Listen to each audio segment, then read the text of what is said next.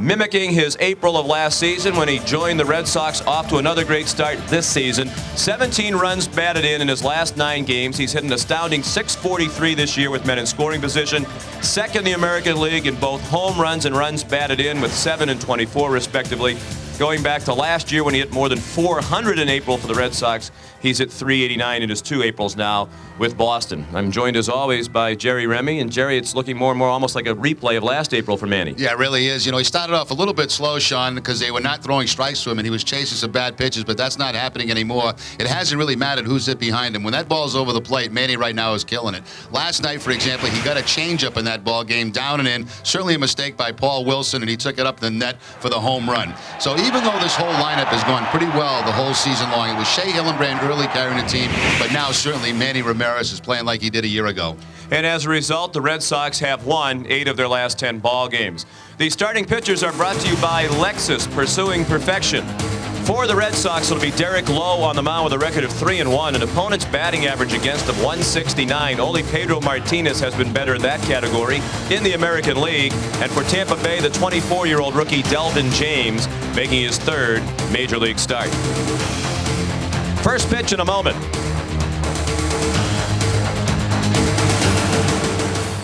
Back live at Fenway Park on a sunny and cool afternoon. Kids opening day at Fenway Park. The Tampa Bay Devil Rays in town, and their starting lineup is brought to you by Southwest Airlines. Jason Tyner is the left fielder. Randy Wynn in center field has put together a 12-game hitting streak. Steve Cox at first base. Toby Hall, the catcher and cleanup hitter. Ben Grieve in right field. Greg Vaughn off to a dreadful start, the DH, batting 6th. Brent Abernathy at second base. Russ Johnson will play 3rd, and batting 9th. The shortstop Felix Escalona against Derek Lowe. 3-1 for Derek Lowe. The 2.73 ERA is 7th best in the American League at this point. Opponents only hitting .169. The only guy with a better record than that is Pedro Martinez. Derek with the first pitch fouled off by Jason Tyner. Derek with back-to-back wins against the Yankees and last time out against Kansas City.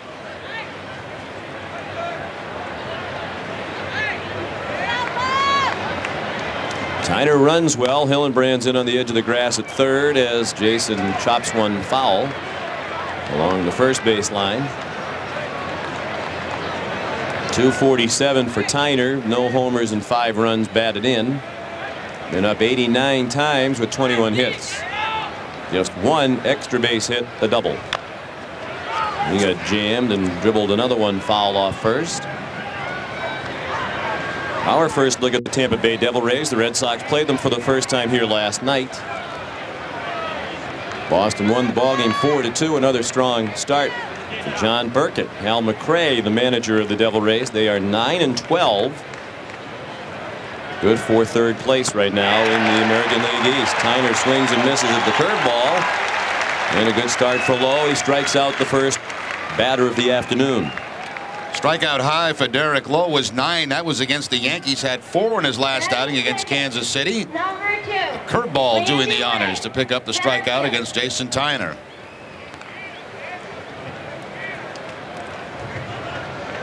.55 degrees. Don't let the sunshine fool you. It's a little bit chilly here at the ballpark today, particularly if you're in the shade.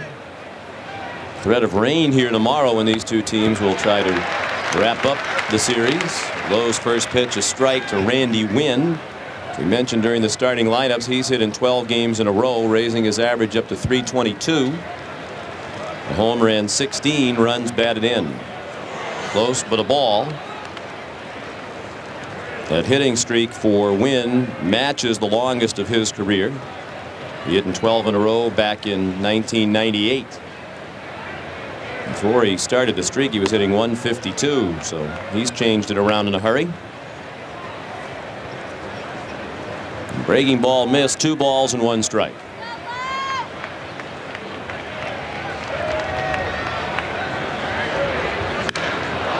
In the air in left center field. Ricky Henderson is playing center field today, and he makes the catch. On the edge of the warning track, Johnny Damon with a minor hamstring injury last night. They don't think it's anything serious, but he did leave the ball game, and they're being extra careful with him today. So Ricky gets the start in center field. He came in and played last night. After Damon departed, Ramirez and Nixon The left and right fielders, Hillenbrand, Garcia, Parra, Sanchez, and Offerman, giving Tony Clark another day off. Jose at first and Jason Varitek behind the plate. Hit hard by Steve Cox, but right to Nomar. And it's an easy 1-2-3 first inning for Derek Lowe. After a half inning, the Devil Rays nothing. The Red Sox coming up. You're watching the Fox 25 Red Sox television network. A 9-pitch 1-2-3 first inning for Derek Lowe. Now the Red Sox getting ready to come to bat. Their lineup brought to you by Southwest Airlines. Red Sox with a record of 14-6, a game ahead of New York in the American League East. Ricky Henderson, the center fielder today, leading off. Jose Offerman at first. Nomar Garcia Parra, the shortstop. Batting third, he's riding an 11-game hit streak. Manny Ramirez, the left fielder and cleanup hitter. Brian Daubach, the DH today. Shea Hillenbrand is at third and batting sixth. Jason Varitek, the catcher. Trot Nixon in right field. And batting ninth, the second baseman Ray Sanchez against the 24-year-old rookie right-hander Delvin James. Only his third major league start was called up on April 15th. That's when Wilson Alvarez was put on the disabled list. Pitched a couple of games, got the loss in his first outing against Detroit. 5 2/3 last time against Baltimore. Had to leave that game with a slight muscle strain in his right hip, so that's something we'll be watching for today. Out of college, this guy, out of high school, he was drafted to play outside linebacker for Oklahoma State University. Chose baseball instead.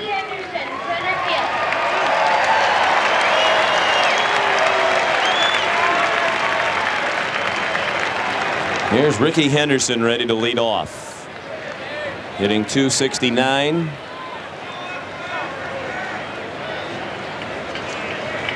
No homers and no runs batted in. Ricky has appeared in 8 games at 26 at bats with 7 hits. He does have experience in center field, although it's been a while. It's his first start in center field since July 30th of 1998. Back then he was playing for Oakland and started a game in center against the Red Sox. He has appeared in 108 games in his career in center field. And he hits one high in the air and left. Jason Tyner back at the wall. That ball's gone. Off one of the poles that supports the screen. A home run for Ricky Henderson. His first homer and first run batted in as a member of the Red Sox. And it's a very quick 1-0 Boston lead.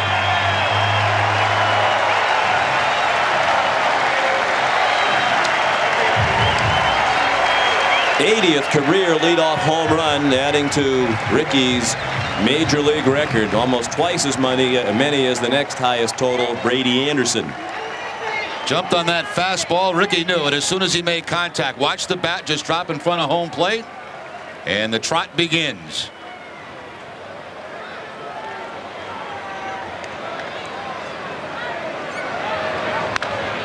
Jose Offerman pulls one foul. The Red Sox continue to take the opposing pitchers deep with regularity. 30 homers now for Boston. This is just the 21st game of the season for the Red Sox. They're 4th in the American League right now in home runs. Only Oakland, New York, and Cleveland have hit more.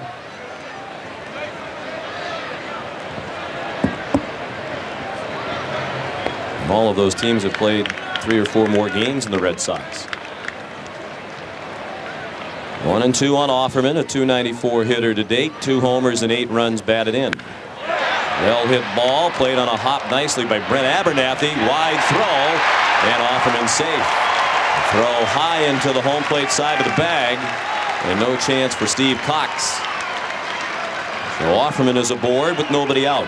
Probably go as an error on the second baseman. If the throw's on target, they do have Jose at first base. Abernathy made a nice play on the backhand, but the throw is going to sail up the line on him.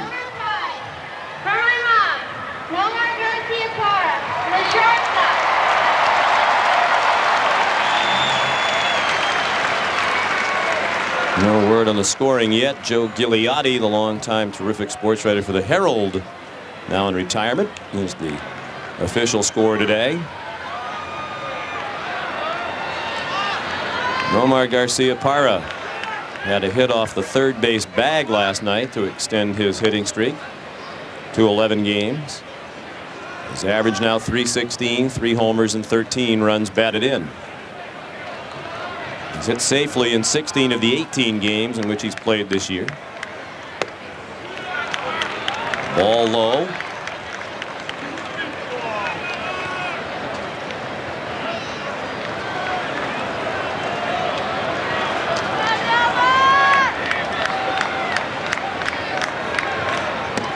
And a strike over the outside corner. 2 balls and a strike on Garciaparra. He'll be followed by Manny Ramirez.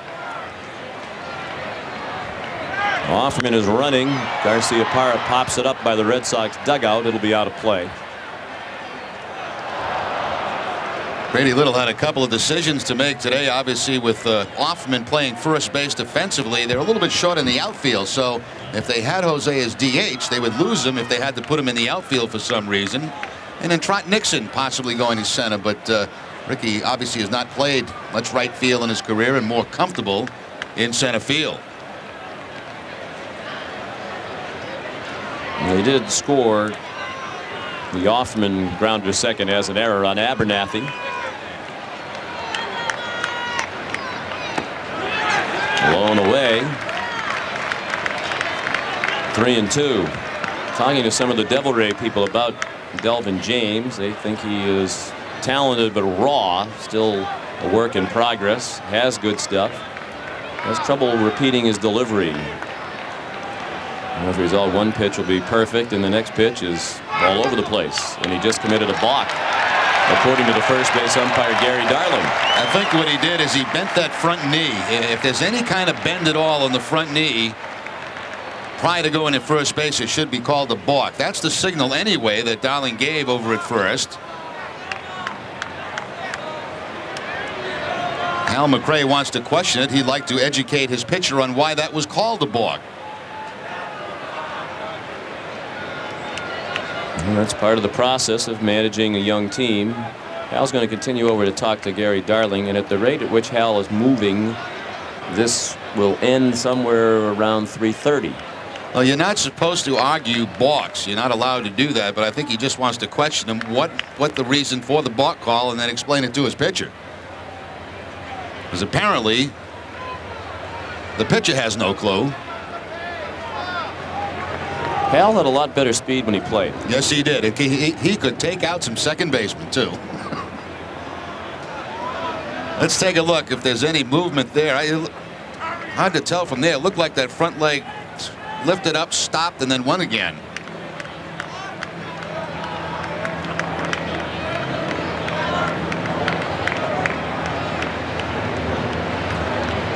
The other thing you're supposed to do is you're supposed to step toward first base. You can't spin and throw to first base. Maybe that was the call.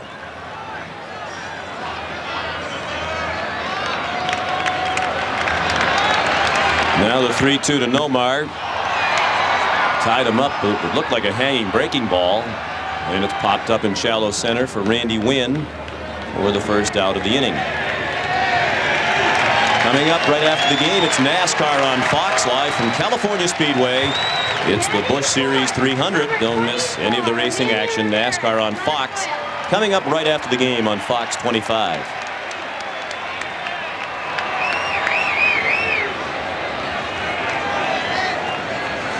Later, we'll get the predictions of Trot Nixon and Brian Daubach for the race tomorrow from Fontana, California. And we'll give our predictions as well. Here's Manny Ramirez, red hot. His average up to 362. Pulls it down the third. A grass cutter for Russ Johnson on to Steve Cox for the out. Offerman still at second. Manny dispatched on one pitch. Batting fifth, number 23. Red Sox lead 1-0 here in the first on a leadoff homer by Ricky Henderson. Here's Brian Daubach off to a good start with sporadic playing time. 7 for his last 13. Raise his average to 342. 3 homers and 7 runs batted in just 38 at bats. We've been talking about it for a while as he continues to hit well, and Tony Clark has continued to struggle. Increasingly, it makes more sense to give Dahlbach more of an opportunity, and he's getting it now. Clark did not start last night's game, nor is he in the starting lineup today, in the midst of another slump, 2 for his last 18. He had an 0 for 23 earlier. Grady said that Clark was going to have yesterday off, today, and probably be back in the lineup tomorrow. Assuming they play. Let's hope the forecast is not correct, and I know you have been studying all of your charts and satellites. We got some heavy stuff coming in tomorrow. Yeah, that's what they say. Something like a all-day rain. But you never know. Occasionally, you and your colleagues who specialize in forecasting the weather are wrong. And that's what we'll hope for tomorrow. I hope I'm wrong also. Maybe we'll get a window of opportunity from 1 to 4. That would be nice.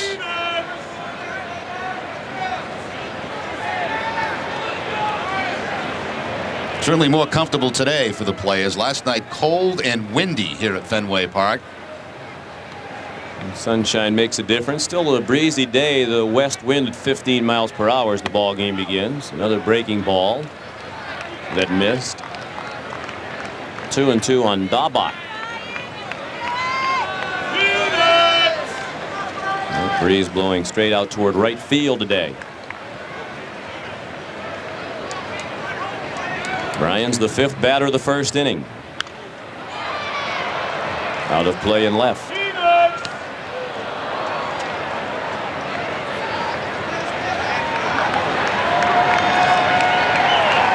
Shea Hillenbrand on deck.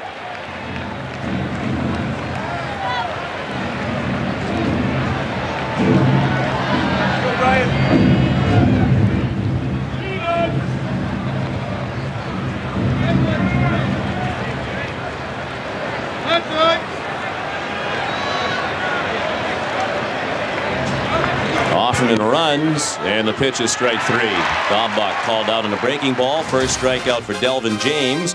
But the Red Sox have a run on the home run by Ricky Henderson. 1-0 Red Sox after 1 at Fenway.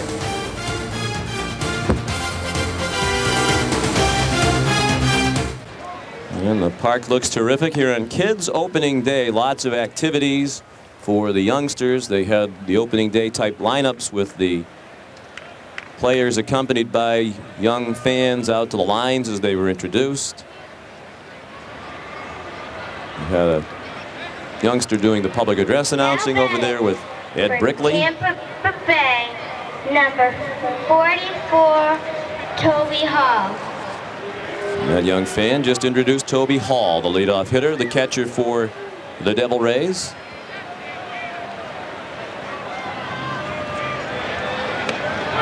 And Derek Lowe's first pitch is a strike to Hall. Hall, Grieve, and Vaughn coming up.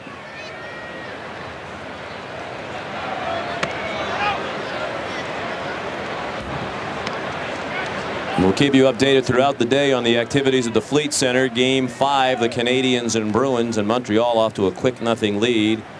A 1-0 lead on a goal by Bill Lindsay less than 2.5 minutes in. 1-0 Montreal. The series tied at 2 wins apiece, and no reports of fisticuffs yet, but a lot of ugliness after that episode the other night up in Montreal. I thought somebody would go probably within the first 30 seconds of that game.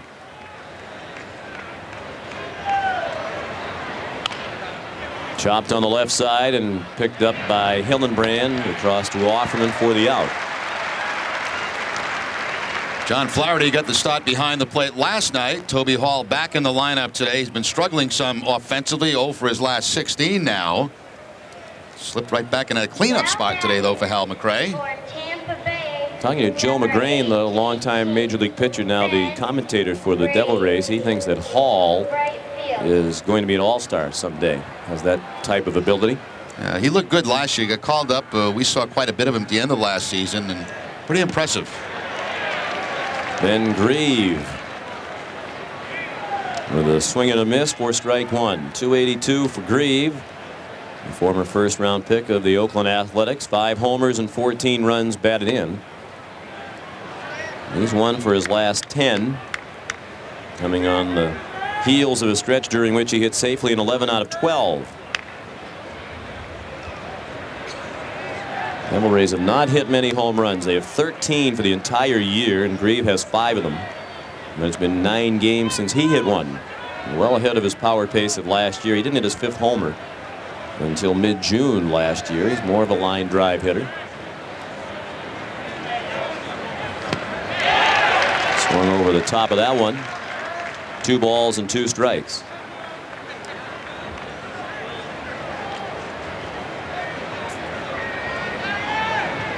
This is the second of 19 meetings between the Red Sox and the Devil Rays. They'll play 6 more games in the next 10 days.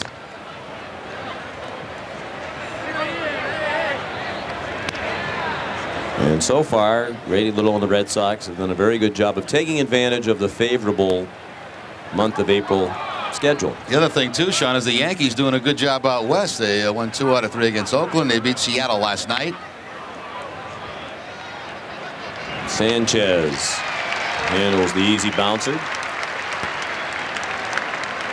You would hope this was a time where the Red Sox could maybe put a little spread between themselves and New York, but the Yankees also playing very good baseball, only a game out of first place.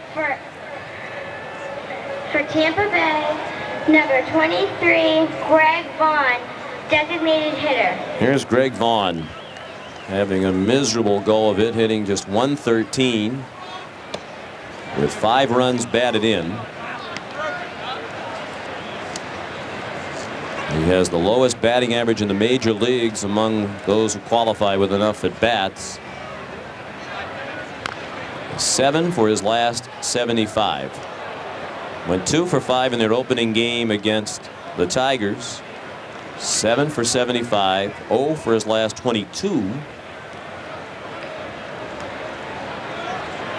A couple of Orioles, and then Tony Clark and Carl Everett off to a very slow start with the Texas Rangers. Saw where John Hart said maybe the activity on his knee over the winter, he had some surgery, is still affecting Everett. They had to take him out of center field. He was not able to cover much ground out there coming off the knee surgery. Felt like maybe he rushed a little bit too soon to get back at the end of spring training. Vaughn also has gone 159 at bats without a home run, and that's really unusual for him. By far the longest drought of his career. You have to go all the way back to last August 5th, 48 games ago, since he hit a home run. A high chopper down to Hillenbrand. A 1-2-3 inning on 3 groundouts for Derek Lowe after an inning and a half. 1-0 Red Sox. You're watching the Fox 25 Red Sox television network. As we mentioned, it is kids opening day here at Fenway Park. Lots of entertainment for the youngsters. A reprise of some of the opening day ceremonies. A couple of young girls from Zoom sang the national anthem. Young fans throughout the first pitch. It was a bit wild, but delivered enthusiastically. At least he let it go. He did. He let it fly. Shea Hillenbrand begins the Red Sox second against Delvin James. Shea at .342, 5 homers, 20 runs batted in. Jason Varitek and Trot Nixon to follow. Shea looked at a strike. Hillenbrand 4th in the American League in runs batted in. Paul Konerko, the league leader, is 27.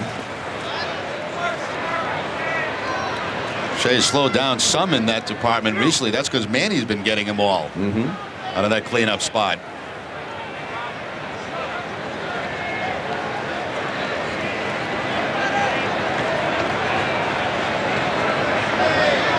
The 1-2 from James, just inside.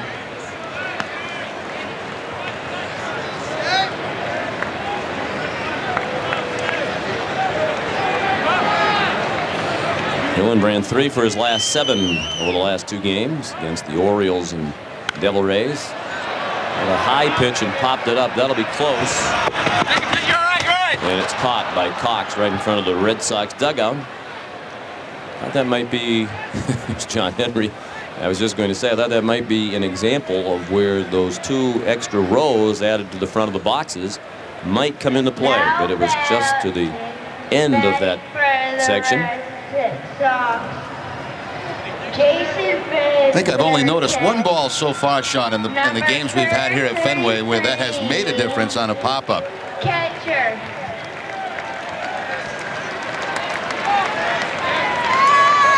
Jason Varitek, the batter.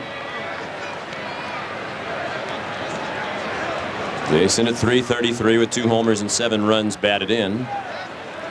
With the day game today, Grady Little had Jason out of the starting lineup last night, and Doug Mirabelli hit a home run, his first of the year, to start the scoring last night. Grounded to second to Abernathy. 2 outs.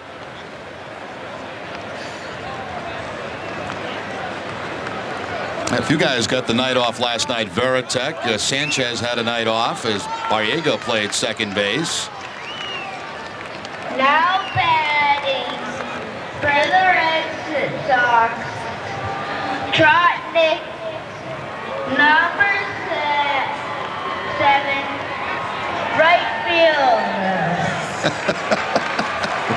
Trot's trying not to laugh. The youngster they have on the PA is doing admirably, but I think the echo is causing him a little problem.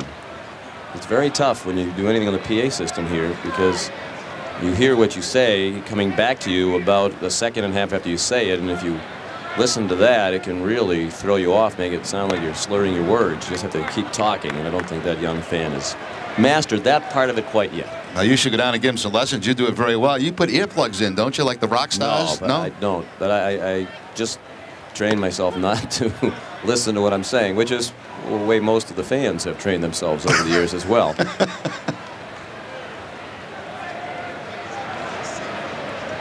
2-1 on Nixon.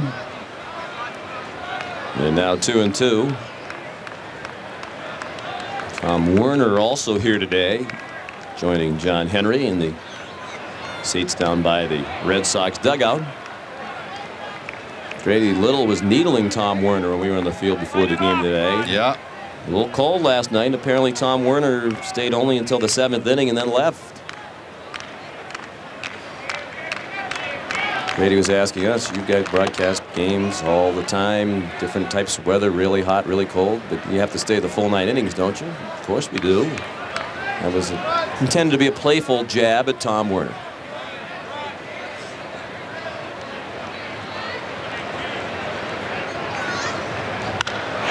Nixon hits it a long way to center. Randy Wynn back on the warning track, and he doesn't get it. Nixon in a second with a double.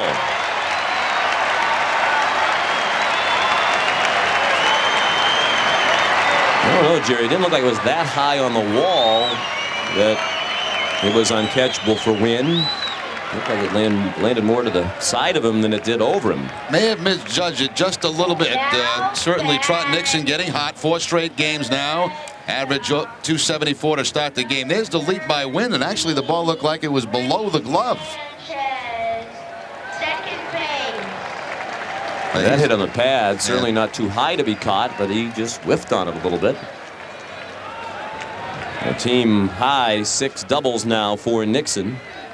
And he's in scoring position with 2 outs. Second inning, 1-0 Red Sox on a Henderson homer to begin the first. Ray Sanchez, the number 9 hitter, was not in the starting lineup last night. He came in as a defensive replacement. His averages dipped to 242. He hit 172 on the Red Sox road trip. Out of play down the right field line.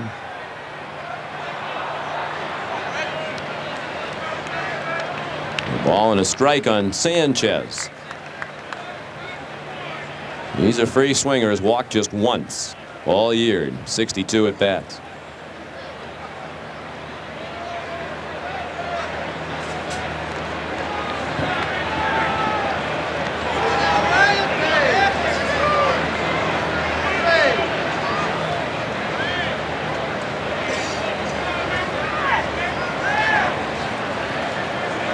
James has spent his entire career in the Tampa Bay organization, was a 14th round draft pick. Little lob, shallow center. Wynn charging hard and makes the running catch. The Red Sox leave a man in scoring position after 2, 1-0 Boston on the Fox 25 Red Sox television network.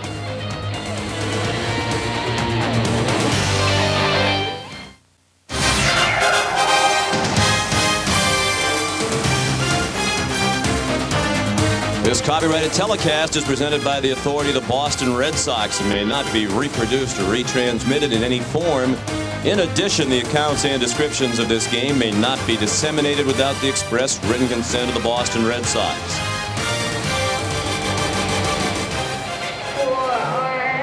Kids Weekend here at Fenway Park. Lots of youngsters on hand. Second base.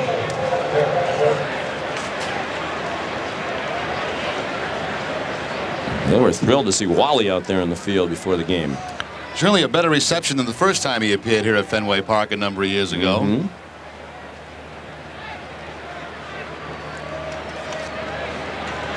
Here's Brent Abernathy hitting .237, a homer and 4 runs batted in.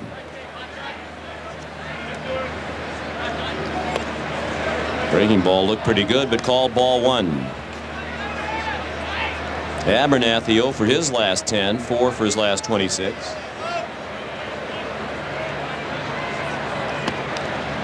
Sinker missed. 2-0. He made his major league debut here at Fenway last June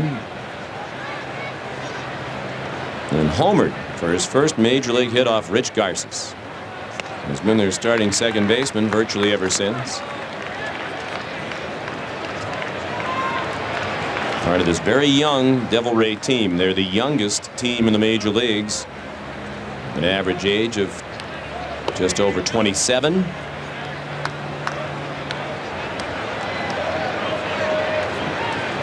The Red Sox have one of the oldest teams based on average age at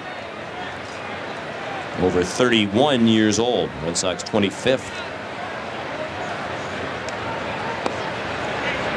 Ball 4 low.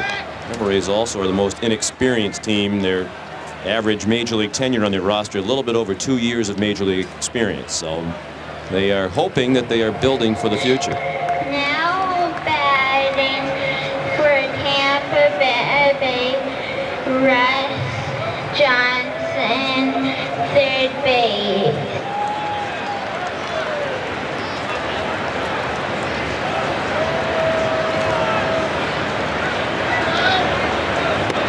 There's a strike. See, he's adjusting already. He was much better at handling the echo that time. Ed Brickley better watch out. Yeah. You never know when they're going to go to the youth movement. Make some changes over in that control booth. 233 for Johnson. Broken bat roller to second. Sanchez flips to Garcia-Parra, who wisely held on to it. The ball was hit slowly. They didn't have a chance to double up Johnson. Safe on a fielder's choice with 1 out. See how quickly, though, Sanchez gets that ball out of the glove and that shuffle pass over to Garcia-Parra to get that force out. Get the lead man at second base. Some second basemen won't even try this. They just got the first to get the sure out, but Sanchez with that sidearm flip gets the out. For Tampa Bay, Felix Escalona. Here's Felix Escalona, the shortstop. Giving Chris Gomez a day off. Johnson runs. Escalona hits a high chopper to third. Hillenbrand a strong throw to get him. 2 down, and now Johnson in scoring position. Now, you would certainly think that Hal McRae and the Devil Rays would try to do quite a bit of that when they get base runners. Lowe is ground ball pitcher, try to stay away from double plays. And because they have some action that time, they do get a man in scoring position. Now At 80-2, Bruins nothing, still in the first. Olaf Petrov with the goal late in the period. They're told to no fisticuffs so far. They went through more than the first half of the period without a penalty in the game.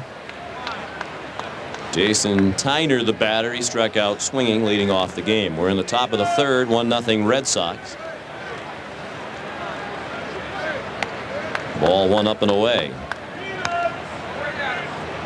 Tyner has put together a 7-game hitting streak, his longest of the season. Always a threat to bunt. His 4 bunt singles at a club record 14 bunt singles last year, 5th highest total in the major leagues. The Devil Rays will try anything to get this offense going. They've been particularly anemic on the road. Their team batting average on the road in 9 road games coming into today, .212, the lowest road average in the major leagues. They're averaging just 3 runs per game on the road. Got just 2 here last night. Rolled down to first. Offerman plays it himself, and the Devil Rays strand their first runner of the ball game. After 2.5, 1-0 Red Sox.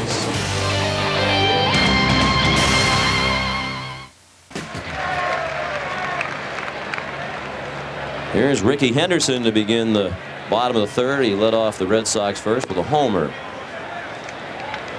over the wall and left. Rickey's first home run and first run batted in as a member of the Red Sox. Elman James missed outside. He's allowed just 2 hits to this point. The homer by Henderson and a Nixon double off the wall in center. 1 strikeout for James. Rickey hits that one high and deep in left center. And that's almost out of here as well. About 3/4 of the way up on the wall. It'll be a long single for Rickey.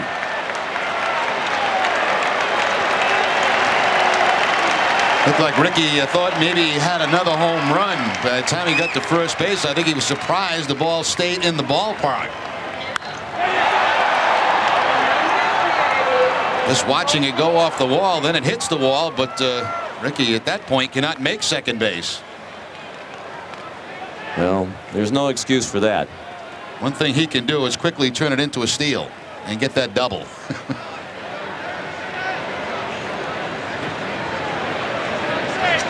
You should be at second already.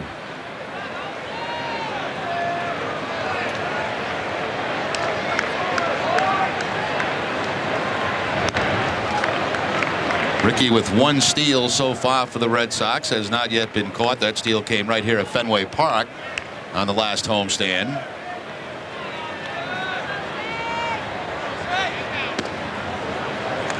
Hoffman turned as if to bunt, throw down to first, and Henderson is back. Toby Hall trying to catch him by surprise. Offerman reached on a throwing error by the second baseman Abernathy in the first inning. Moved to second on a balk and was stranded. 1 run, 3 hits now for Boston. No runs, no hits, and an error for Tampa Bay. Lowe 1-1.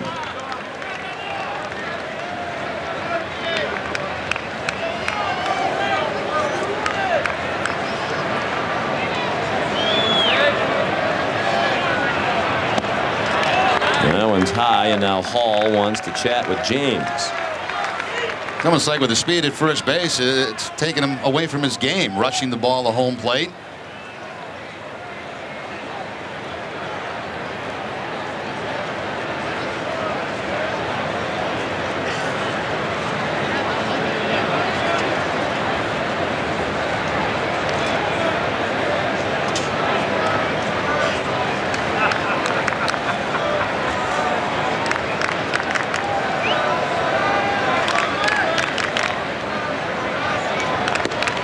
There's a strike.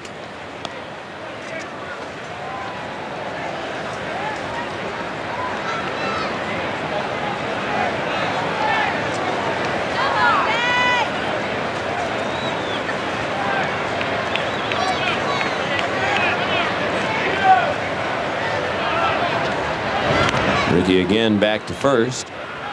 The Red Sox certainly had their way with the Devil Rays last year. They won 14 of the 19 games between the two. It's the most wins against one opponent in a season for the Red Sox since they won 14 against Detroit in 1976. At one point last year, the Red Sox won 11 in a row against Tampa Bay. And won the first 11 meetings last year with the Devil Rays. Rickey runs, and the pitch is ball 4. first 2 men are on here in the 3rd inning as the Red Sox try to add to a 1-0 lead. Well, you mentioned, Sean, the Devil Rays, the youngest team, and at least now they seem to be going in the right direction, focusing on young players, developing them. Seems the proper way to go.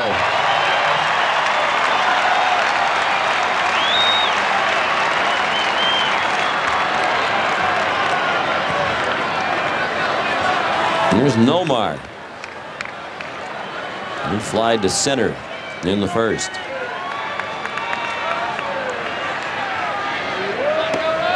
Way outside, ball 1.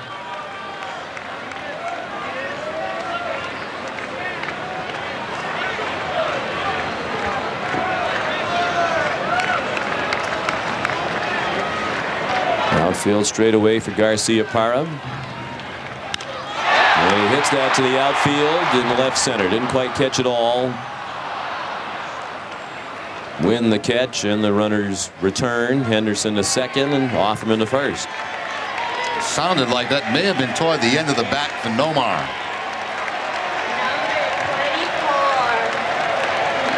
Not much carry on it at all, and I think even Garcia-Parra is a little bit surprised. Yeah, a little bit toward the end. Didn't get it on the sweet spot.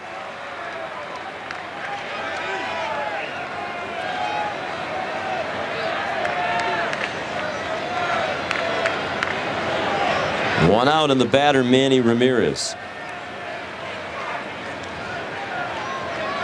He grounded to 3rd in the 1st inning.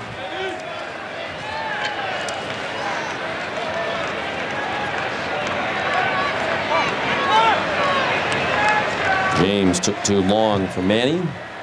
Last out.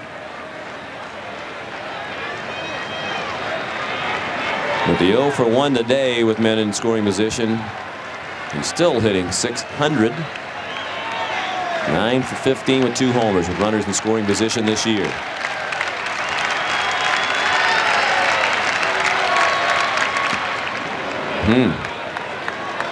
Hall held it there for an extra look for Steve Ripley. Tough to tell what was wrong with that one. That's one that should fall in the category of a high strike. Looked like it'd be just above the belt. That's supposed to be a strike.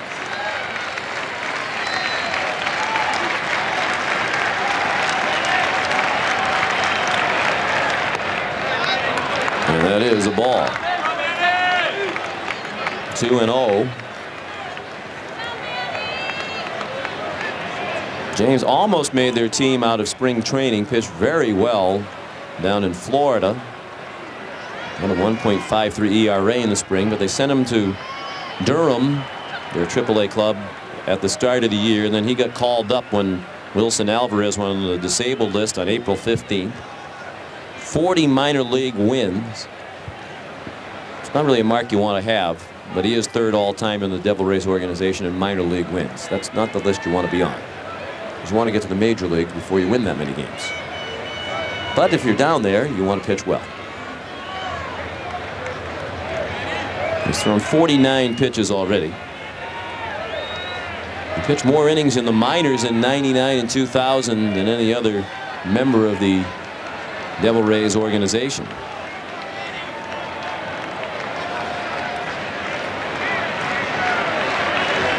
Nacogdoches, Texas. Jerry mentioned, had a scholarship offer to go play football at Oklahoma State, but turned it down. He was drafted by the Devil Rays, played baseball, football, basketball, cross country, and track while he was in high school. There's a strike, 2-1.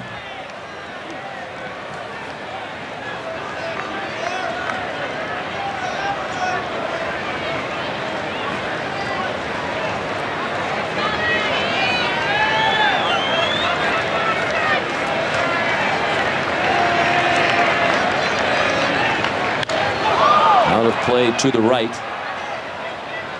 Second baseman Abernathy's been stationed close to the second base bag, trying to keep Ricky as close as he can. This is a very poor outfield when it comes to throwing. There's not a strong arm in the bunch among Tyner, Wynn, and Grieve.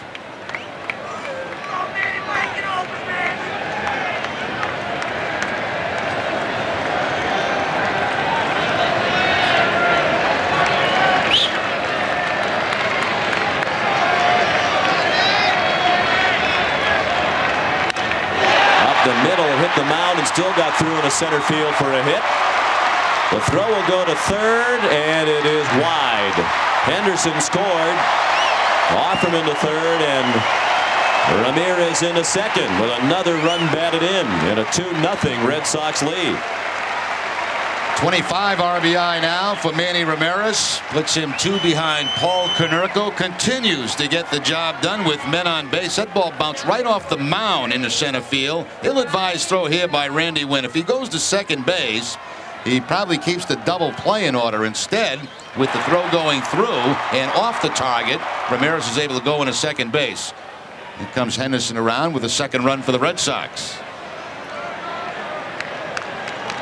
Hal McRae has the infield in tight at the corners, but has the middle infielders playing back.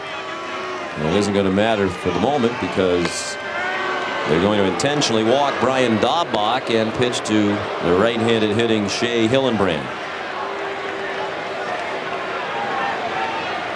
Hal McRae just playing percentages here to load the bases, hoping to get the ground ball double play to get out of the inning.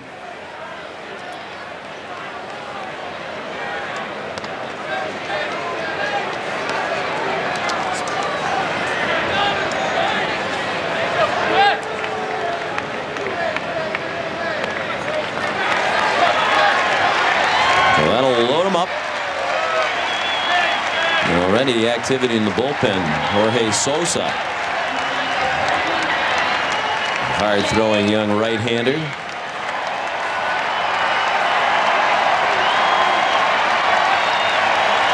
So Hillenbrand with a chance to bust it open early. Shea popped out and foul ground near the Red Sox dugout to the first baseman Steve Cox, leading off last inning. 2 runs on 4 hits for Boston. No runs, no hits, and an error for Tampa Bay. Shea has not hit a grand slam in his relatively brief major league career. He's 2 for 3 with the bases loaded this year. Now 3 for 4. Base hit to the left. They'll all move up 90 feet. It's 3-0. Offerman scored from third.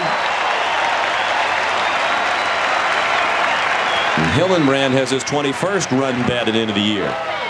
For the most part, Shea's been laying off the first pitch this season, and recently has been getting a lot of breaking balls. Well, that time he jumps on the first pitch, a hard line drive to left field, and everybody can advance just 1 base.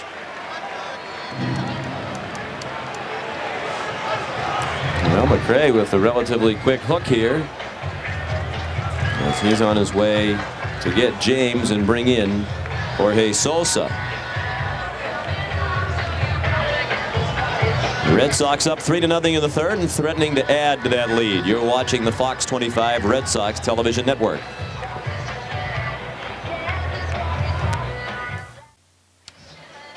Well, a short outing for Delvin James in his 3rd major league start, lasting just 2 1/3 innings. So far responsible for the 3 runs allowed. He's also left the bases loaded. He threw 57 pitches. Only 30 of them were strikes. The call to the bullpen brought to you by Nextel Direct Connect. Get right through. Call 1-800-NEXTEL-9. The new pitcher is Jorge Sosa. First 6 professional seasons, he was an outfielder, converted to a pitcher last year in the Seattle organization. Was a Rule 5 player taken by the Brewers, and then the Rays picked him up on March 18th, making his 8th appearance overall. He is a hard thrower. He rushed it up there in the mid-90s. That one's 93 and outside to Jason Varitek. He grounded to second last inning. 2 runs in this inning. The Red Sox lead 3-0. Bases loaded, 1 out. The infield at double play depth, playing even with the bags at the corners. And a strike from Sosa. Jason is 3 for 3 this year with the bases loaded. 14 for 54 in his career. Still looking for his first major league grand slam. Tough pitch. Just above the knees and over the outside part of the plate. This kind of arm, you can certainly see why they converted him to a pitcher.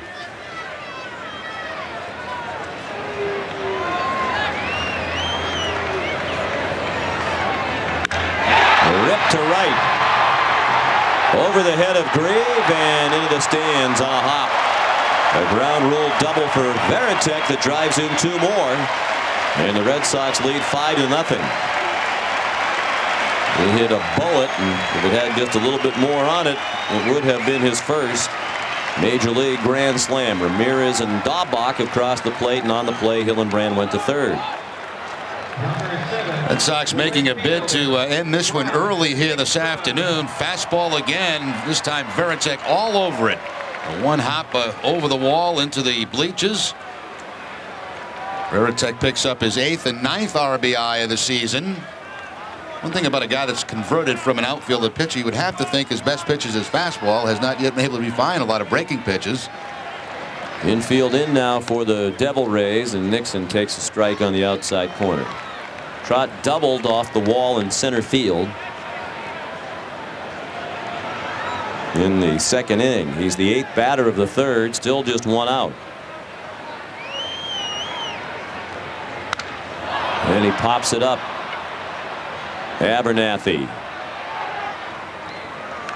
2 outs. Let's pause for station identification. You're watching the Fox 25 Red Sox television network.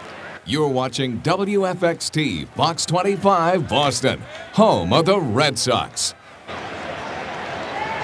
Number 13, the second baseman. Sean McDonough and Jerry Remy were at Fenway Park for Kids Opening Day. Delighted to have you with us on our stations throughout New England. Today's telecast produced by Russ Ken, directed by John Wilson.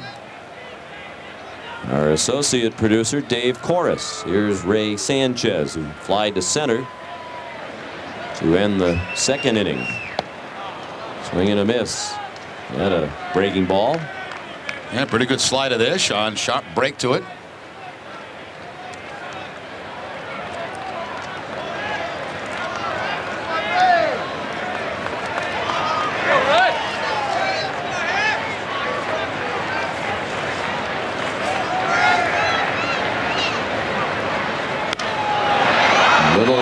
Shallow center. Randy Wynn can't get it. Played it on a hop. 2 more runs across the plate. Hillenbrand and Daubach in.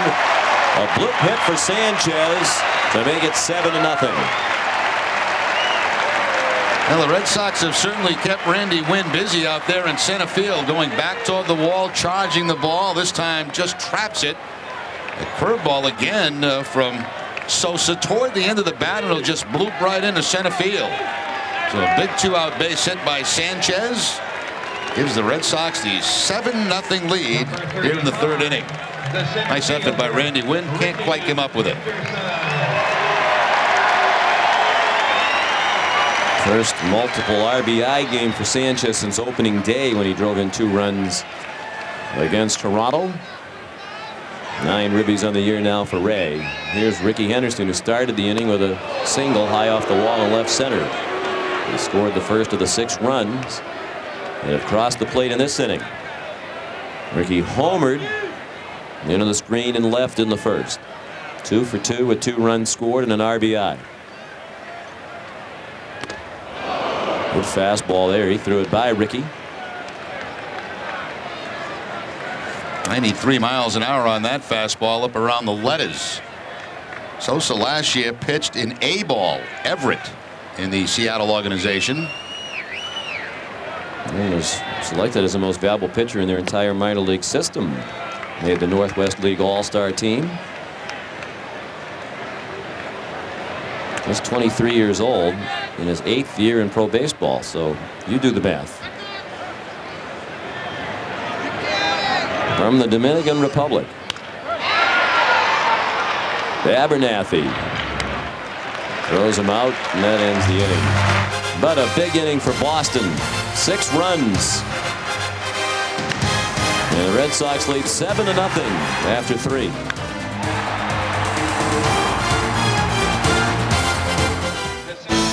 Time to go around the bases. Brought to you by Budweiser. With the crisp, clean, refreshing taste you'll find in no other beer. This Bud's for you. Last night against the Florida Marlins, Randy Johnson of Arizona gave up just 1 run on 4 hits. He is now 6-0 in 6 starts this year. He struck out 10 in 7 innings. Go back to May 1st of last season, including the postseason. He's 29-4 with an ERA of just under 2 and 419 strikeouts and 292 in the third innings.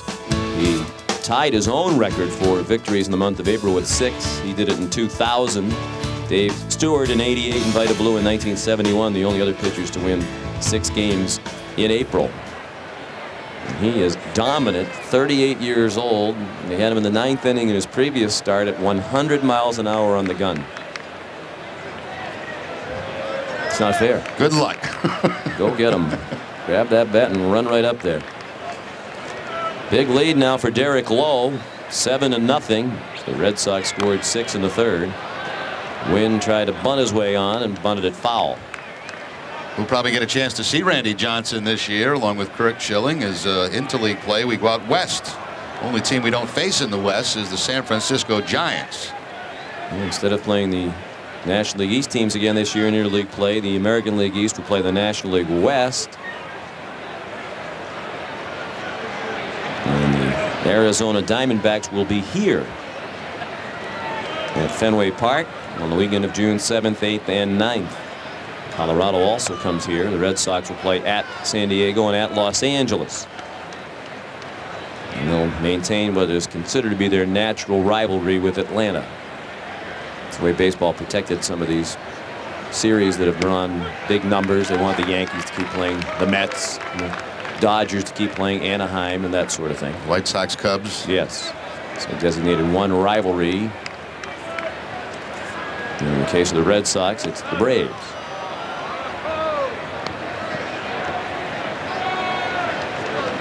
2-2 on Randy Wynn.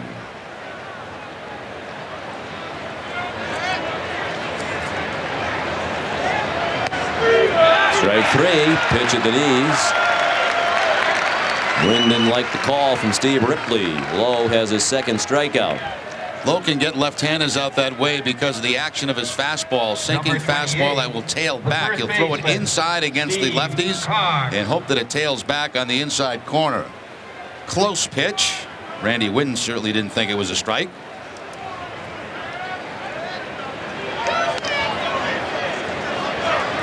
Steve Cox looked at ball one outside. He grounded a short in the first inning.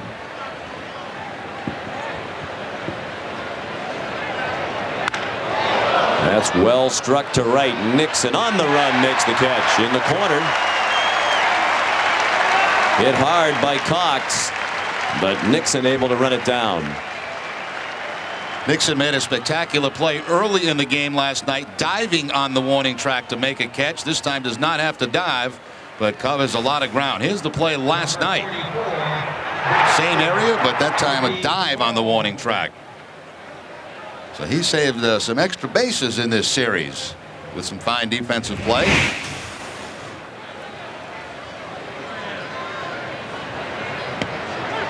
Lowe threw strike 1 to Toby Hall. He grounded to third in the second inning. 7 runs, 7 hits for Boston. No runs, no hits for Tampa Bay. Here in the top of the 4th. Chopped to second. Sanchez backed up on it. Still had time to get Hall. Doesn't run very well. An easy 9-pitch inning for Lowe. Made easy because of the fine defense and right by Nixon. 7-0 Red Sox in the 4th.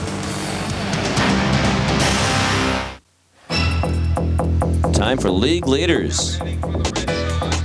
Brought to you by your local Lincoln Mercury dealers. Gotta love the upbeat music of our Fox 25 orchestra today. How about the Red Sox pitchers? The category today, opponents batting average against. Red Sox are 1-2-3 in that category in the American League. Martinez, Lowe, and Castillo, then a couple of Yankees. Messina and Hernandez all holding the opponents to under 200. Dallas Perez, who flirted with a perfect game the other night for Los Angeles at 154, leading the National League. Next League Leaders brought to you by your local Lincoln Mercury dealers. You gonna get some of those candy bars? Actually, you had nothing to do with it, though. Russ Ken should get the candy bars, some of them. Why not? John Wilson. Mr. Last night we had a bunch of very good chocolate chip cookies sent up to the booth. By whom, do we know? A nice family that was here from Sudbury. And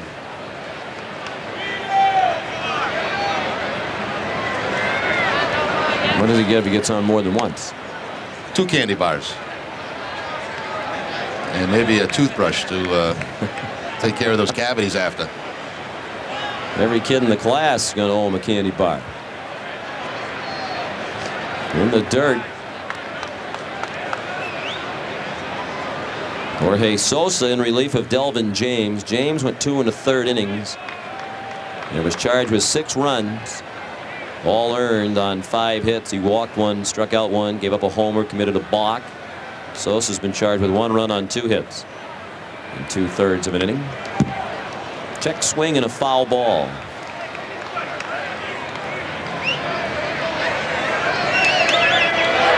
Offerman, Garcia Parra, and Ramirez coming up.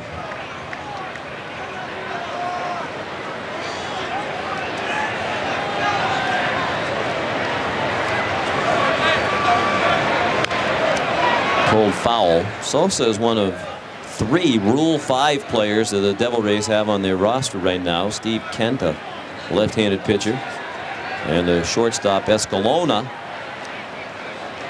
are also Rule 5 players.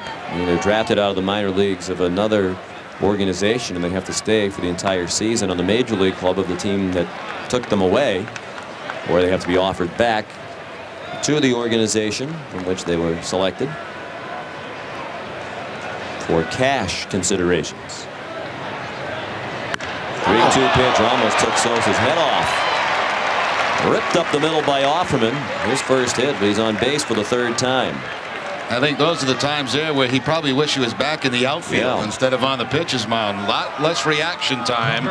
Watch how close this comes to getting Sosa. Just gets the head out of the way in time.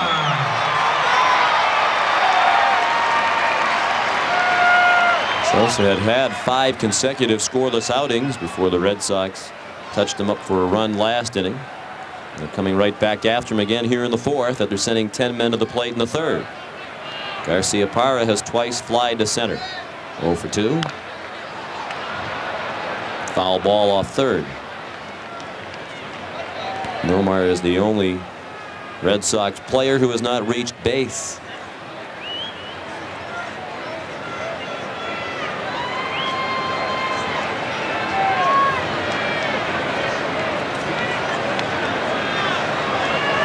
Crowds have certainly been amazing here at Fenway this season. Sellouts every day, even on those cold nights like last night. Still a full house here at Fenway Park.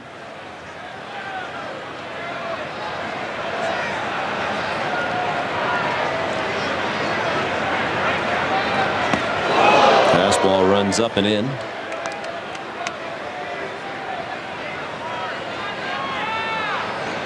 Nomar's had 17 streaks now in his career of 10 games or more. He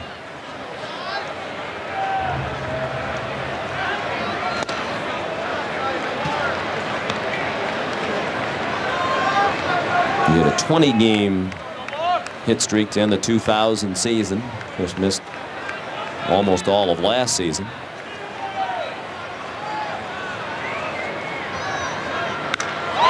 Hits that in the air in left center. Randy Wynn looking up. That ball's off the wall. Coming into 3rd and being waved around is Offerman. And he will score without a throw on a double by Garcia Parra.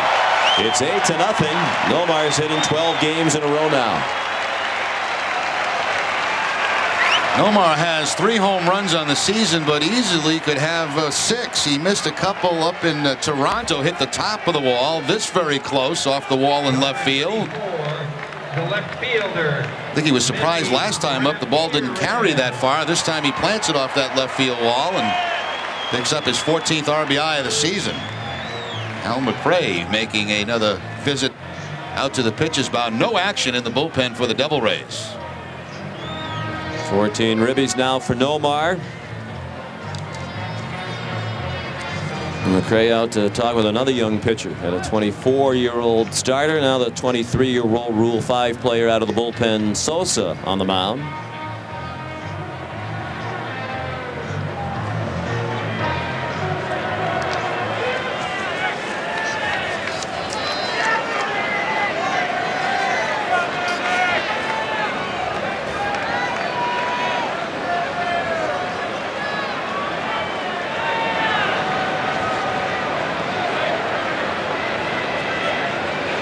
Here's Ramirez.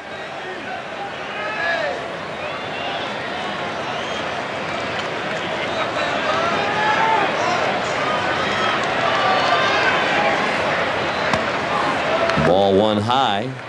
Manny singled to center to not get a run and scored last inning. He's 1 for 2. This is third at bat, and all 3 of them he's been up with men in scoring position. He grounded out in the first.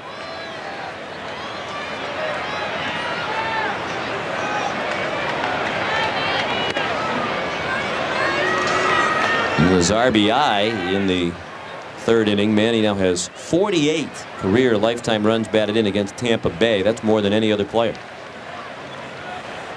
2 more than Jason Giambi.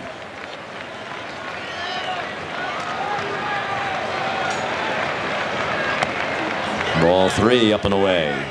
Pitching very carefully to Manny with first base open. Brian Daubach on deck.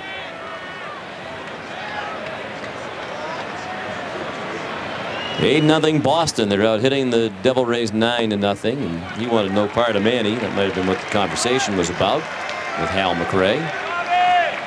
Manny picks up his 20th walk. It puts him 1 behind Carlos Delgado for the lead in the American League. Sounds like Manny knows every time he's up there with first base open, they got to be pitching around him. Travis Harper in the Tampa Bay bullpen. Red Sox pouring it on the Devil Rays here this afternoon, leading 8-0 in the fourth. With 2 men on and nobody out. Daubach was intentionally walked to load the bases in the third inning, a move that did not pay off as Shea Hillenbrand followed with a base hit to left and not going to run. Daubach wound up scoring last inning. He struck out on a called third strike in the first. Outside. 1-1. And certainly at 9-12, Tampa Bay's off to a respectable start, but they've had a relatively easy schedule too. Now they're in the midst of 14 straight games against Minnesota and the Red Sox. 17 games in a row they'll play against teams over 500. It'll be difficult for them to maintain their pace as the schedule gets tougher for them. Now about halfway through the game over at the Fleet Center, and Montreal still leads 2-0 in the first period goals by Lindsay and Petrov. It's game 5 of the Eastern Conference quarterfinals, best of 7 series. The 2 teams tied at 2 wins apiece.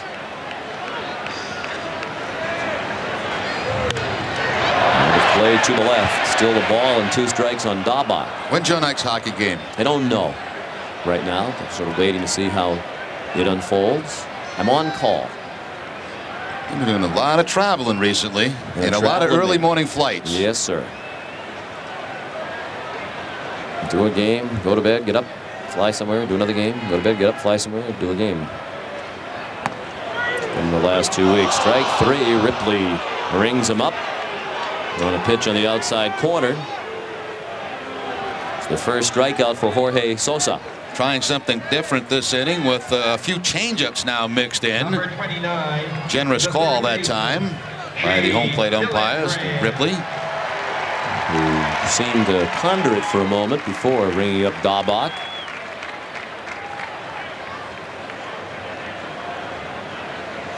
It's the first out of the inning. Here's Shea Hillenbrand, 1 for 2 today. Fastball for a strike. Hillenbrand had that bases loaded single to left and not going to run. Last inning, he came around to score. He popped out and foul ground in the second.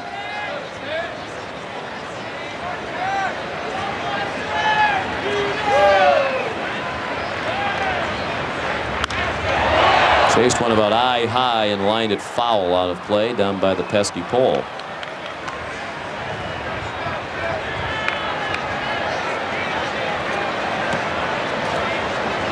The Red Sox will see a left-handed starter in the series finale tomorrow at 1 o'clock here on Fox 25 and our Red Sox network. Joe Kennedy will go for Tampa Bay and Frank Castillo for Boston.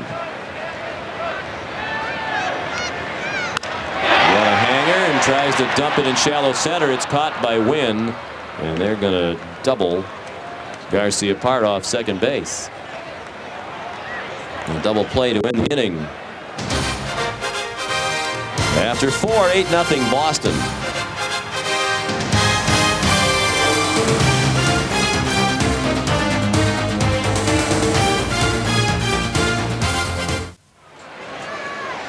Nothing Red Sox lead as we go to the top of the 5th. Well, the 2002 Red Sox media guide is now available. You'll find over 500 pages filled with facts and stats on the current team, records and historical data, complete information on the Red Sox minor league system, and much more. To receive your copy, send a check or money order for $16 to Red Sox Media Guide, 4 Yorkie Way, Boston, Mass. 02215.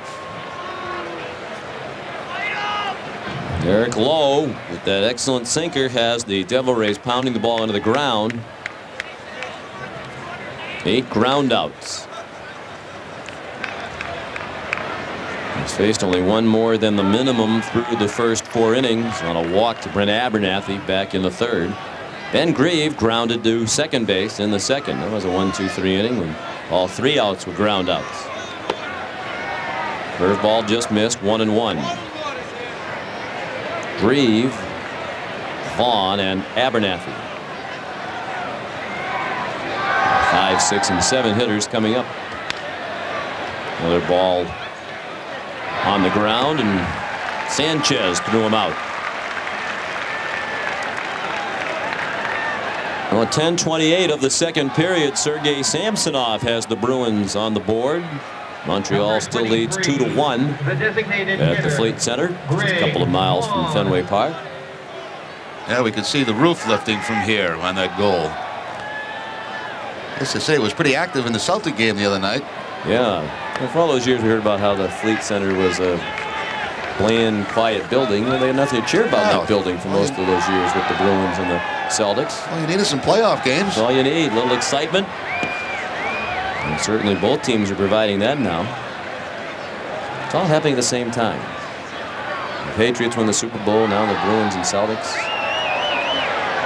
It's Winterville. And it's good for talk shows. Yes, it is. You have anyone in particular in mind? I think there was one on 1510, The Zone, something like that. Keep you guys busy. Yes. Lots to talk about. Everybody yesterday wanted to talk about Kyle McLaren. The 0-2 pitch.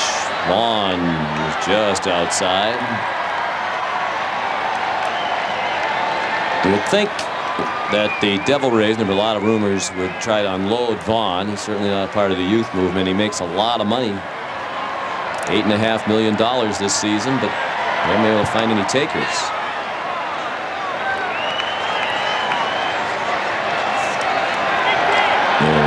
Numbers have been dropping off. As we mentioned earlier, the lowest batting average in the major leagues right now among qualifiers. We're hoping he'll hit his way out of it. He pops that up. It'll be close. Hillenbrand has it. The wind helped bring that back. And there are 2 down here in the 5th. I thought last year maybe Greg Vaughn would be picked up by somebody halfway through the season to add some offensive punch. Then Fred McGriff, and they had to really talk him out of leaving Tampa Bay. He enjoyed playing there, and McGriff eventually agreed to a deal with the Chicago Cubs, but it took a while for that to be completed. McGriff's from Tampa. Had some family issues, didn't want to move. Breaking ball. Way outside, dug out of the dirt by Veritek. Abernathy reached on a walk.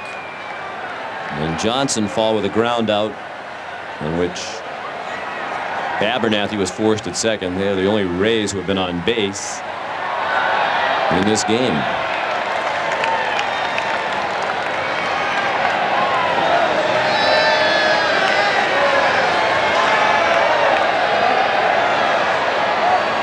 Nothing Boston in the 5th. Late swing and a foul tip into the middle of Veritek. Ball and 2 strikes on Abernathy. We talk about how young the Devil Rays team is, and you look at him, he's a very young-looking guy, Abernathy.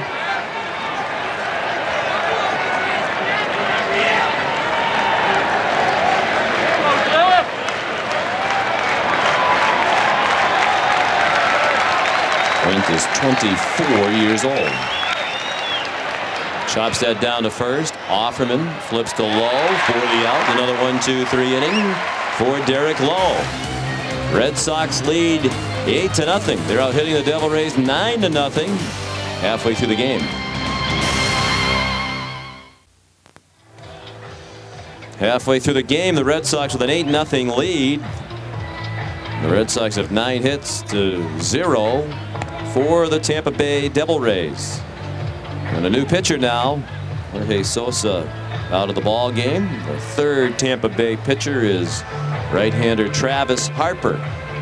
The one appearance for Harper on the season, he was called up from Durham on Tuesday. Tom Martin was put on the disabled list. He spent part of the last 2 years with the Devil Rays. Matter of fact, last year was the number 5 starter, breaking spring training. Ladies and gentlemen, your attention, please. Now playing right field for Tampa Bay, number 4. Here comes Jason Varitek to lead off. Conti now playing right field. And now batting for the Red Sox, number 30. Varitek has doubled to drive in 2. That was in the third. He doubled to right with the bases loaded and came around to score. He grounded out his first time up. New right fielder Jason Conti takes over for Ben Grieve. Varitek, Nixon, Sanchez, bottom third of the order. Jason took a ball.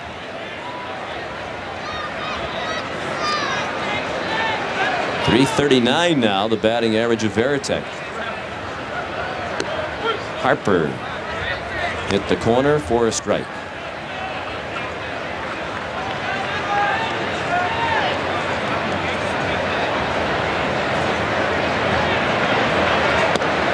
And strike 2.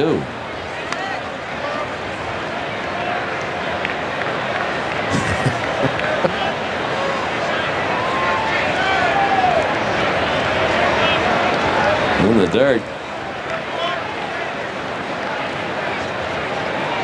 Was that one of the scoreboard workers out there that was taking a peek through where the camera is? I don't know. Or is that now part of the scoreboard? What was the show? Laughing, where they used to, peer out of little windows. That's right. That's kind of what that reminded me of. Any ball hit off his dome is a ground rule double.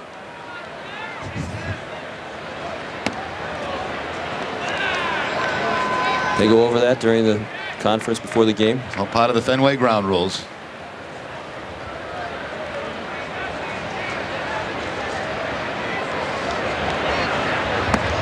Swing and a miss.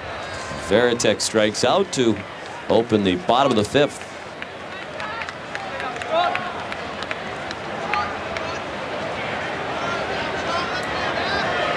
Looks like a changeup here from Travis Harper to pick up the strikeout on Varitek. Jason off balance. Jason strikes out for the 7th time this season.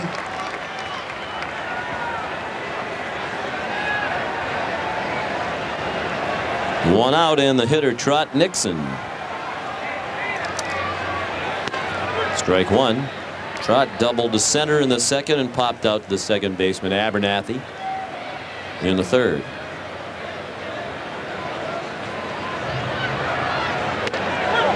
Strike 2. Jorge Sosa pitched an inning and 2/3 for Tampa Bay. Gave up 2 runs, both earned on 4 hits. He walked 1 and struck out 1.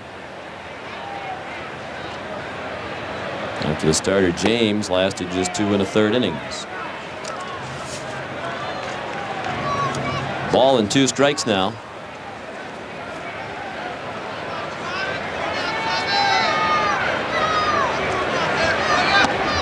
Breaking ball and back-to-back strikeouts for Harper here in the 5th inning.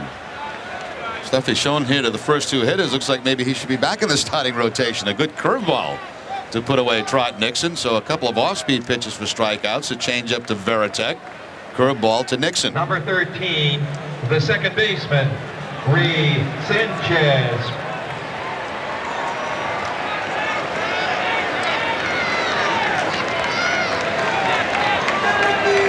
Ray Sanchez, the hitter. An awkward swing. He managed to get a piece of it to foul it off. Sanchez had a bloop 2-run single to cap the scoring in the third inning, the inning in which the Red Sox scored 6 times. Ray flied to center in the second. Red Sox lead 8-0. They're out hitting the Devil Rays 9-0 in the 5th. Harper missed inside.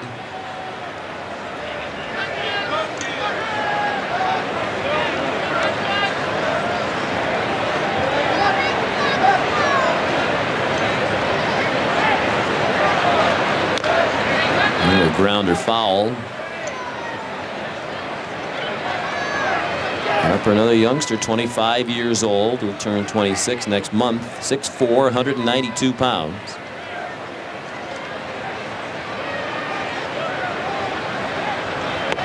Good breaking ball. He strikes out the side in the 5th inning. The Red Sox bats quieted in the 5th. They had a man on base in every inning. Prior to this, Ricky Henderson got it started early with a home run to lead off the game. Derek Lowe has stymied the Devil Rays throughout. Nomar Garcia-Parra hit in 12 games in a row. Some of the highlights of the first 5 innings at Fenway.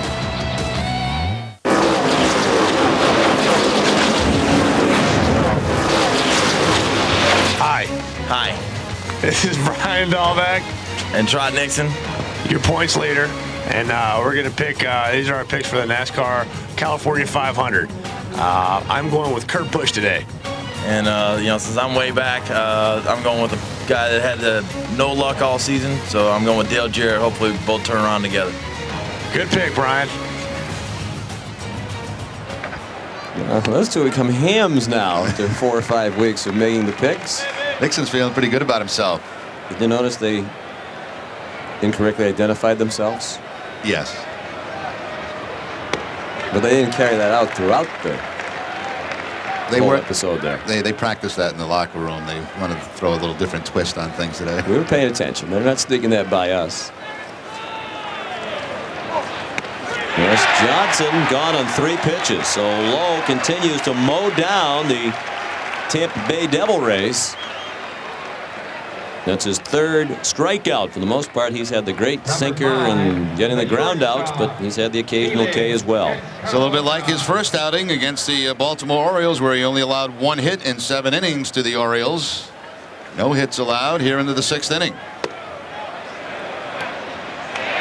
Strike 1, says the first base umpire Gary Darling on the first pitch to Felix Escalona, the shortstop, who grounded to 3rd in the 3rd. He's another Rule 5 player, Venezuelan, just 23 years old.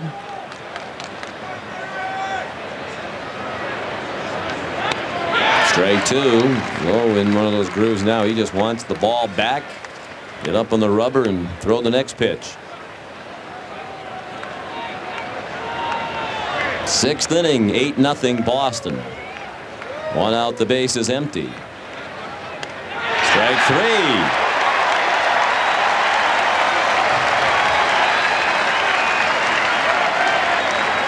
Great movement again on that fastball from Derek Lowe. Watch it start outside and then tail back to pick up the corner. It's a pitch the right-hander quits on. You look back and it's in the strike zone. Back-to-back 3-pitch strikeouts for Lowe. 42 of his 63 pitches have been strikes today. And he gets the call on the backdoor breaking ball to Jason Tyner, who was struck out and grounded to first.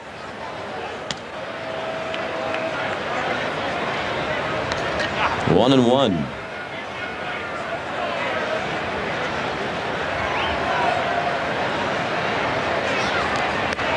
And a ball outside. Hillenbrand in close at 3rd, just in case of the possible bunt by Tyner.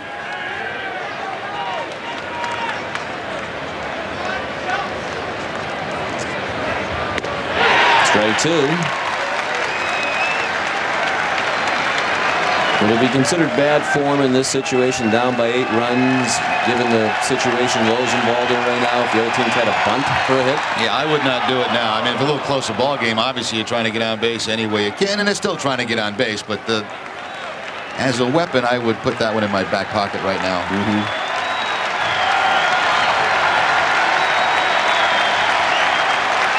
3-2 pitch. He struck him out. He struck out the side in the 6th inning. After 5.5, the Red Sox 8, the Devil Rays nothing. The hits are 9-0 in favor of Boston.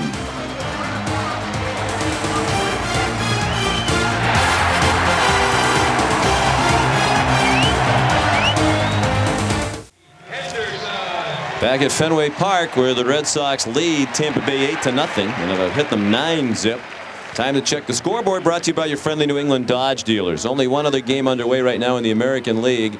At Detroit, the Tigers lead Minnesota 2-1. They're in the 3rd inning.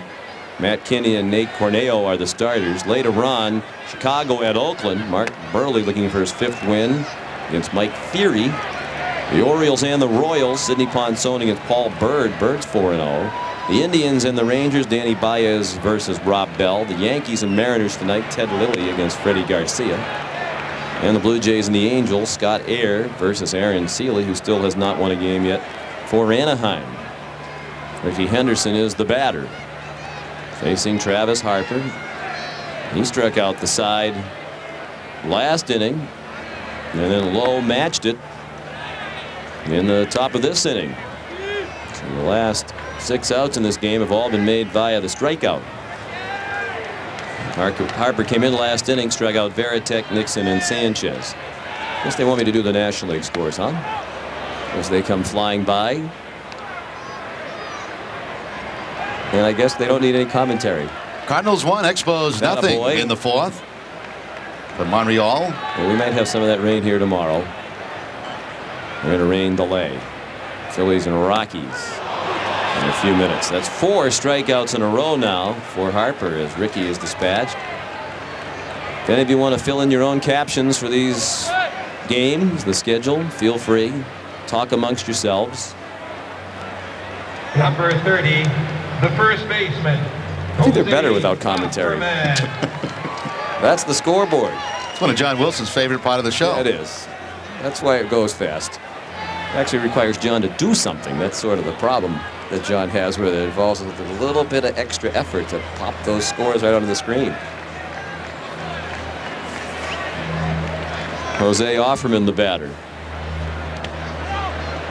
Breaking ball in the dirt. Offerman has reached on an error, walked, and singled. He has scored 2 of the 8 Red Sox runs. It's unusual to see 4 straight members of the Red Sox strike out. Coming into today, they're the toughest team in the league to strike out.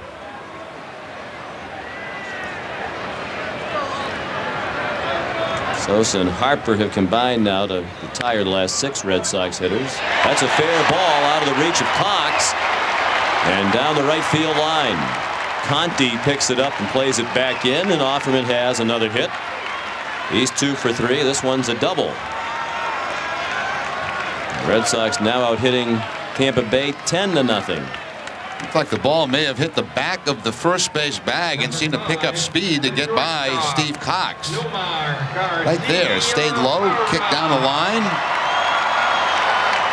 2 more hits for Jose Offerman, hitting out of that 2 spot in the Red Sox batting order.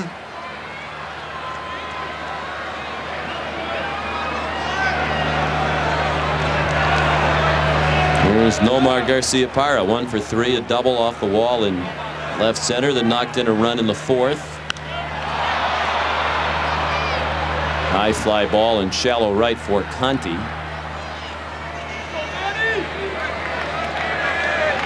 And Nomar now 1 for 4. I think Nomar lost track of the number of outs after that double. Oh, the last time up, yeah, for certain. He was just on his way to third base. Number 24. And got doubled up on that line drive to center field. You have a tendency at times in a game like this to maybe lose a little concentration offensively. They've got to be on their toes on defense, though, because you got a guy out there doing something special right now.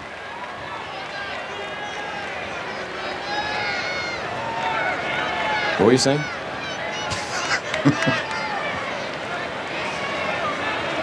I'm still trying to catch up to the scores. I missed all the exciting action of the National League there at the beginning. All you have to know is it's raining in Chicago. It's raining in Chicago. Cubbies are waiting. Ramirez is grounded out. He singled and knocked in a run and scored in the third. He walked in the fourth.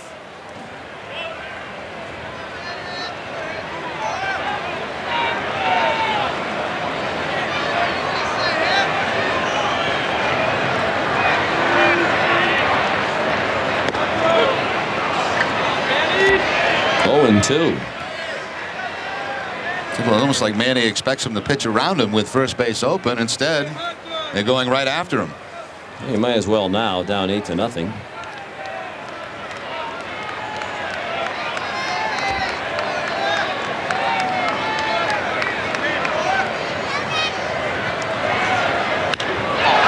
In the air and right, and Conti makes the catch. Red Sox strand a runner, but the attention is redirected back to Derek Lowe as he heads the mound in the 7th inning.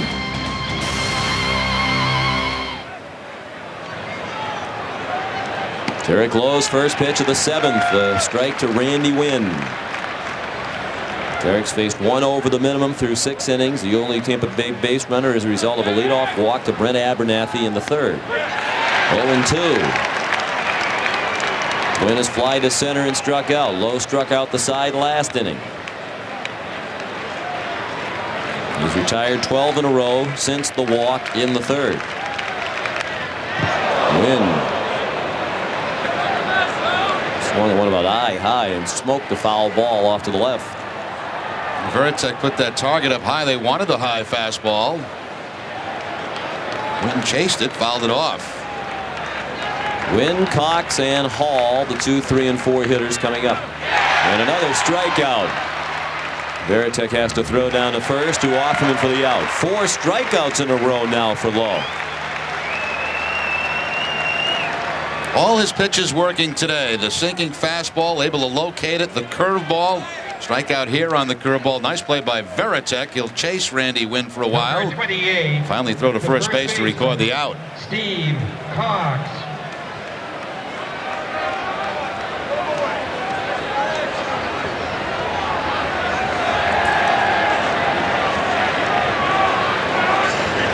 Six Ks for Lowe.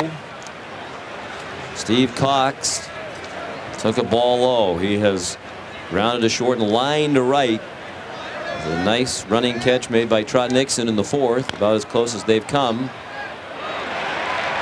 Offerman to Lowe, 2 down in the 7th.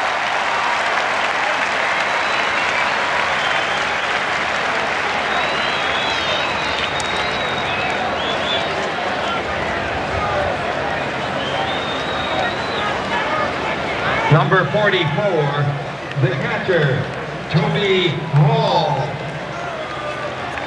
Here's Toby Hall, who is grounded to 3rd and to 2nd.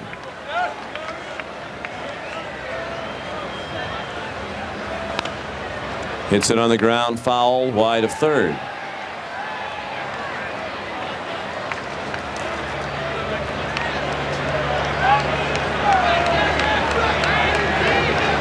Eight runs, 10 hits, and no errors for Boston. No runs, no hits, and 1 error for Tampa Bay. In the 7th inning, that looked pretty good. Steve Ripley called it a ball, 1-1.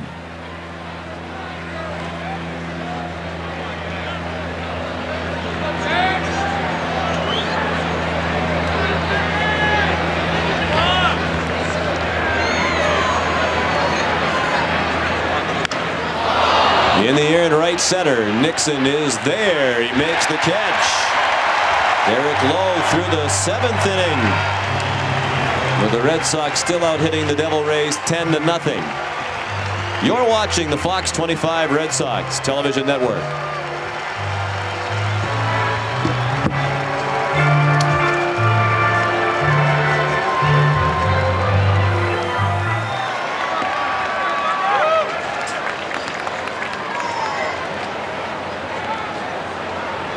Eight-0 Red Sox as we head to the bottom of the 7th. The hits are 10-0. in favor of Boston. The big inning in the game, the 6-run third, and the Red Sox sent 10 men to the plate. And a 2-run double from Jason Varitek and a 2-run single from Ray Sanchez. And here's the new pitcher for the Devil Rays, their 4th of the ball game, right-hander Victor Zambrano. 200 batting average so far against Zambrano. 11 innings, 7 hits allowed, 5 earned runs. He has walked 9 and struck out 3. Came up about halfway through the season a year ago and was very busy out of that bullpen for the Devil Rays. Pitching to Brian Daubach to open the home half of the 7th. Line, a base hit on a hop past Cox. Played back in by Conti. So Daubach has his first hit. He's on base for the 2nd time.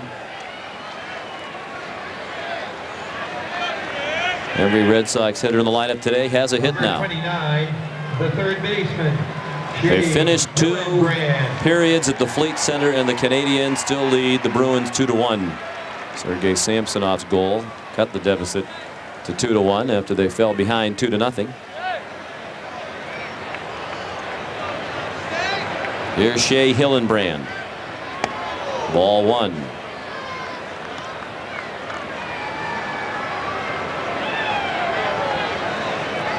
Shea has popped out in foul ground. He singled to knock in a run in the 3rd and scored, and he lined to center in the 4th. Into the inning double play when it seemed Nomar Garciaparra lost track of the number of outs. They doubled him easily off second base.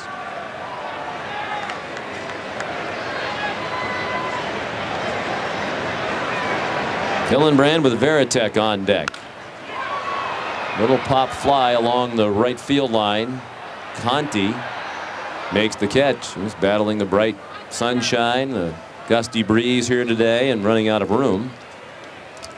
Well, we heard Brian Daubach and Trot Nixon's picks for the NASCAR race. Number 33, the catcher. California Speedway, the site of the Napa Auto Parts 500 tomorrow here on Fox 25.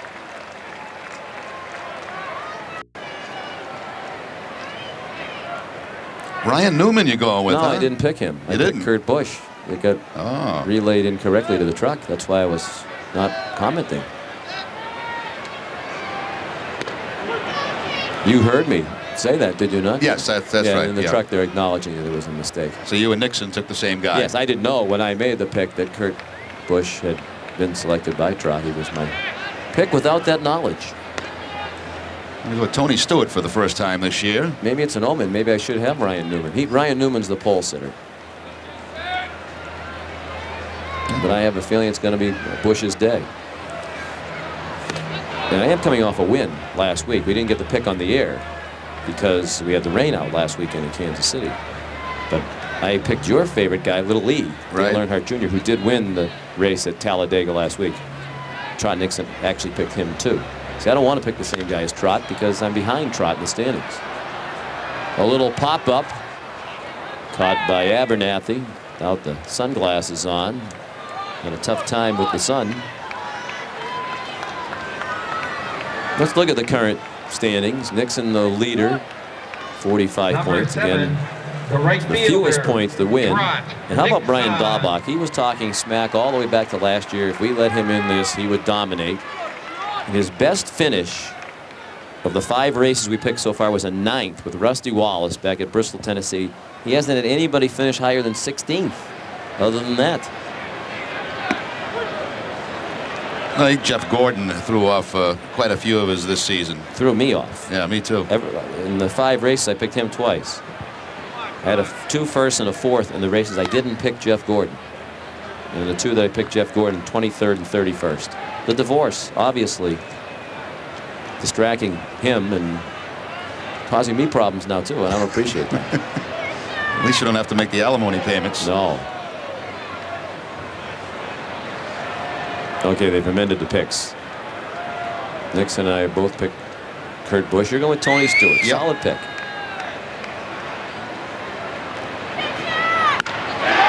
Line to right. A ringing base hit for Nixon with 2 outs. So both of the NASCAR predictors are aboard. Daubach at second, Nixon at first. Or is it the other way around?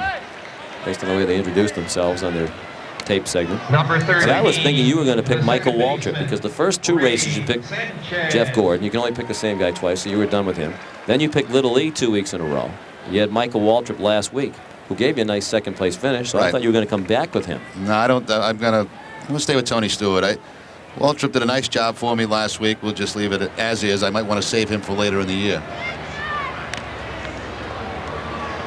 Sanchez, a foul ball. Rays 1 for 3, a 2-run single to center in the 3rd inning.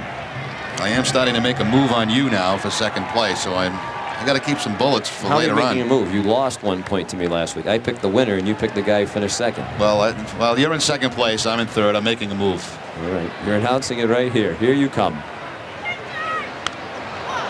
Right now, all I'm doing is I'm sitting right behind you, and they call that drafting in racing. See? Thank you, A.J. Foyt. So you don't know exactly where I am. I challenge you to name one other auto racing term and use it correctly. Checkered flag. And what do they do with that? I have no clue.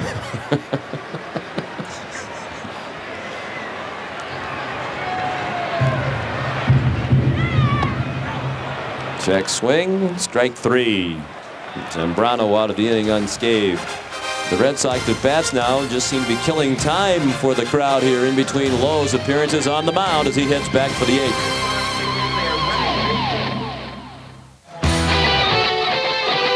Heading to the top of the 8th here at Fenway Park. Derek Lowe trying to make it a very memorable kids opening day. He has dominated the Devil Rays. They've had just 1 base runner in the ball game on a leadoff walk in the 3rd inning.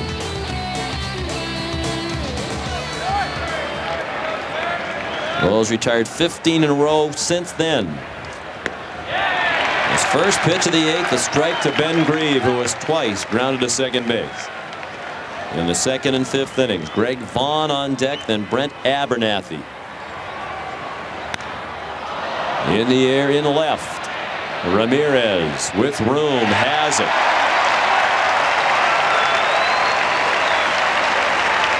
The fans well aware of what is happening here.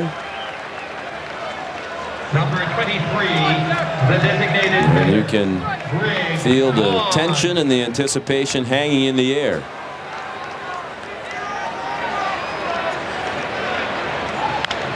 Greg Vaughn chops 1 foul. He is 0 for 2. Is grounded out and popped out. And foul ground both times to the 3rd baseman Hillenbrand.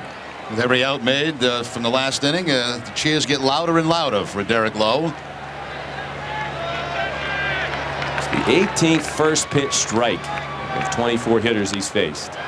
Little pop-up, that's playable, and foul ground for Offerman. 2 outs in the 8th inning.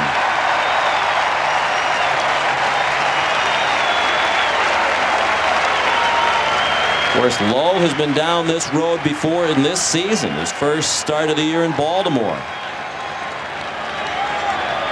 The Orioles went into the 8th inning. He walked the leadoff man, Gibbons, and then Tony Batista hit that memorable roller. Shea Hillenbrand picked it up and threw to first, not in time, spoiling Lowe's outing. And of course, the Red Sox went on to win the game 3-0. As Derek pitched 7+ 1-hit innings.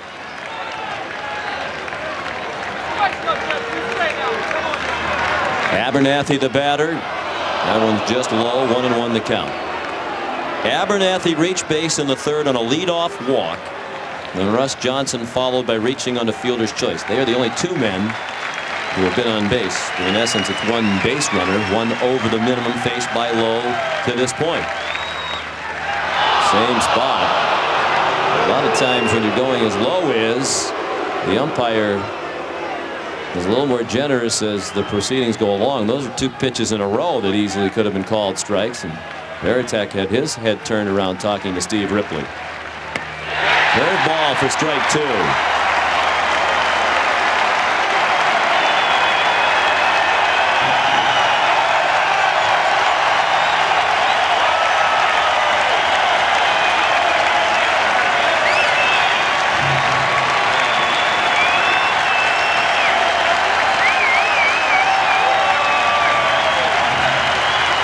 2-2 pitch, just missed.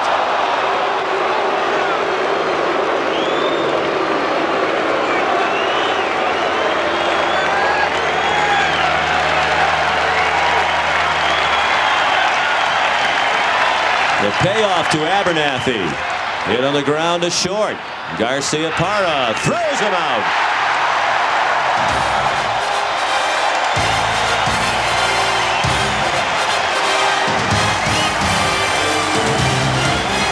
After 7.5 innings, the Red Sox 8, Tampa Bay nothing. The hits are 12-0. This is the Fox 25 Red Sox television network. Here's Maria Stefanos at the Fox 25 news desk. Red Sox coming up in the 8th, but undoubtedly most of the folks who are here are already looking ahead to the top of the 9th when Derek Lowe will be facing this Devil Ray Ball Club with the 8, 9, and 1 hitters coming up. But first, the Red Sox will hit against the new Tampa Bay pitcher, the 5th of the day, the lefty Doug Creek. 10th appearance of the year, made 66 last year, a career high for him. That was the 5th most appearances in Devil Ray history. Facing the top of the order, Ricky Henderson. He got the Red Sox off and running in this one quickly with a home run leading off the first. His 80th career leadoff homer, adding to his major league record. Ricky singled and scored again in the 3rd, has grounded out and struck out since. Ball outside, 2-0. Victor Zambrano pitched 1 inning, allowed no runs, 2 hits. He struck out 1. Henderson, Offerman, Garcia Parra. Ball 3.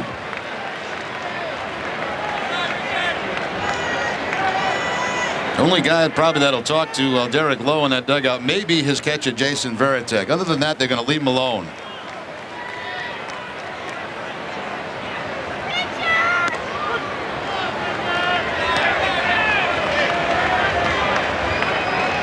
Three balls and a strike now.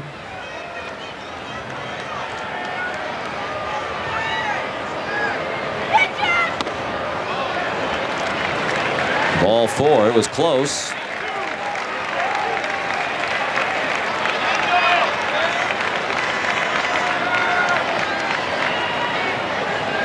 Number 30, the first baseman, Jose Offerman. The leadoff man on. Red Sox haven't scored since the 4th. They haven't had to. Here's Offerman. He's been on base every time. Reached on an error in the 1st. Has walked, singled, and doubled since. Based on that, he's due for a triple. 8-run lead, obviously. First baseman Steve Cox playing behind Ricky. Ricky will not be running with the 8-run advantage here in the 8th inning.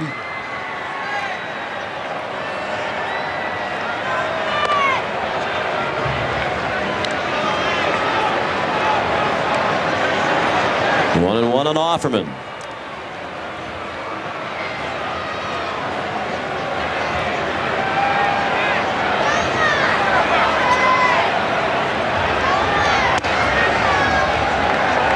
Two and one. We talked to Derek Lowe after the game he pitched in Baltimore, and he said he really wasn't nervous. He didn't look nervous at any time during that outing. I think that's one of the major changes in him, Jerry, and he knew he needed to do it going into this year. He's always been the guy who wears his heart on his sleeve, very demonstrative in his body language. If things didn't go well, you could see his shoulders drop, and a lot of time he'd be looking down at the dirt. And he made a conscious effort to improve the mental part of his game this year, regardless of what happens. Just deal with it and move on. Other thing, too, Sean, obviously in that closing role, I mean, the game's on the line on every pitch. And a little bit different as a starter. You can get away with some maybe a bad inning, a couple of mistakes in a game, and still have a chance to win. Well, I guess this probably won't help him when the Red Sox have had some long innings today, and it hasn't affected him.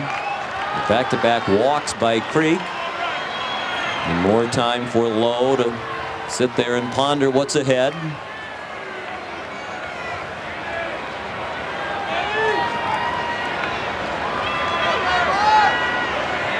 Jackie Brown, the pitching coach for the Devil Rays, taking over for Bill Fisher, who was here for a couple of years in Tampa.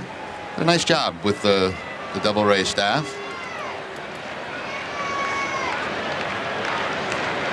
The first 2 men are on, and here's Garcia Parra, who doubled a knock in a run in the 4th. 1 for 4. He's hitting 12 straight games. 8-0. The Red Sox have the lead in the bottom of the 8th. They are out hitting the Devil Rays 12-0. Tampa Bay has made the game's only error. Creek threw a fastball by Garcia Parra. Ramirez on deck.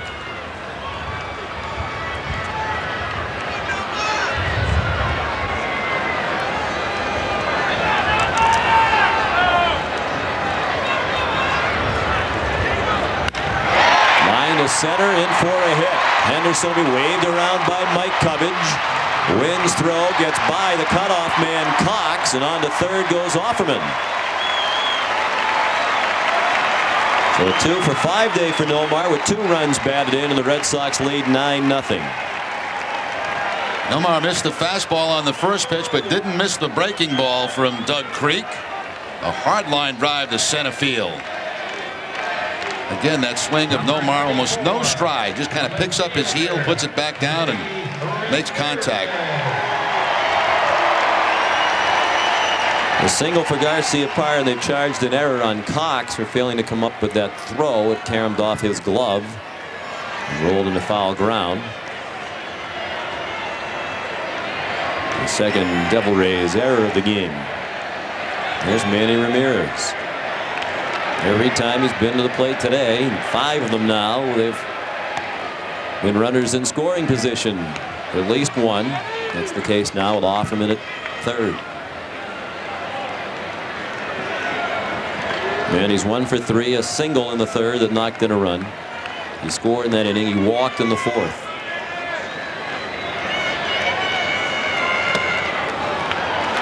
The ball 2-0.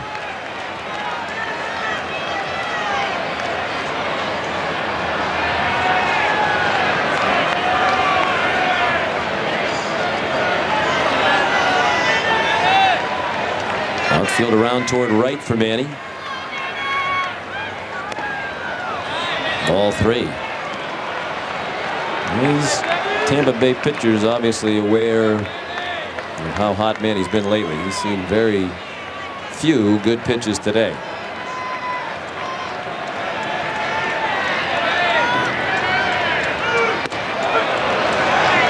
Three and 1.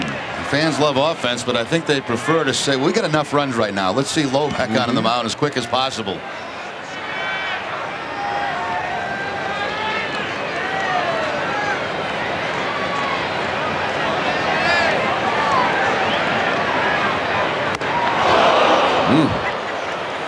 And he let it fly. Didn't get to the 92-mile-per-hour fastball. Almost never happens where Ramirez swings and misses at a pitch from a left-handed pitcher.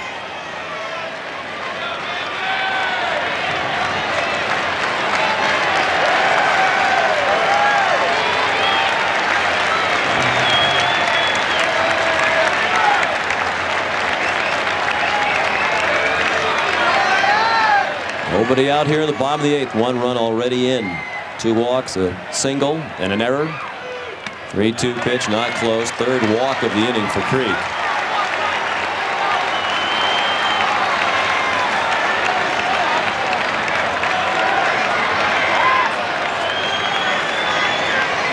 Number 23, the designated hitter, Brian Daubach. Now Daubach. He singled last inning of Victor Zambrano. Was intentionally walked back in the 3rd and came around to score. He struck out twice, 1 for 3. Batting with the bases loaded. And nobody out.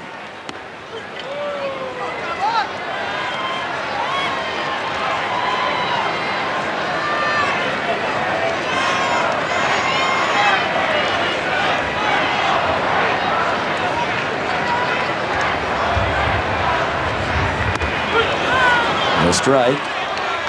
0-2. Sit there on deck. You watch the pitcher battle to throw strikes, having trouble, walking 3 guys, and all of a sudden you get to the box and you're down 0-2.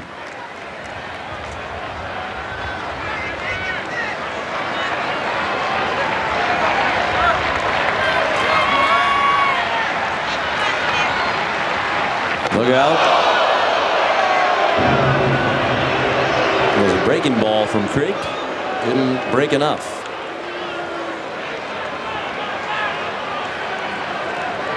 Just a couple of years ago, we may have had something there when the Devil Rays were after Daubach after the fight the Red Sox had with him down there in Tampa. That time, the ball just slipped right out of his hand.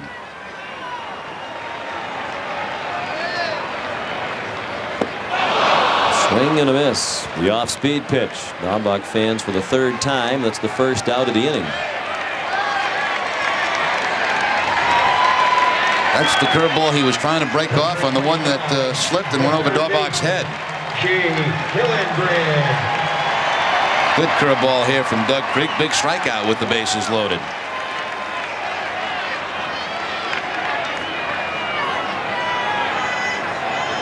Hell, I guess as big as it can be when it's 9-0. Hillenbrand. He was hit by the pitch on a bounce. He was, and he'll take the base. And pick up a run batted in, his second of the ball game. Offerman in, make it an even 10-0 lead for the Red Sox. Curveball again, and there's no way Hillenbrand can get out of the way of that. Ooh, looks like I got him right off the toe on the left foot.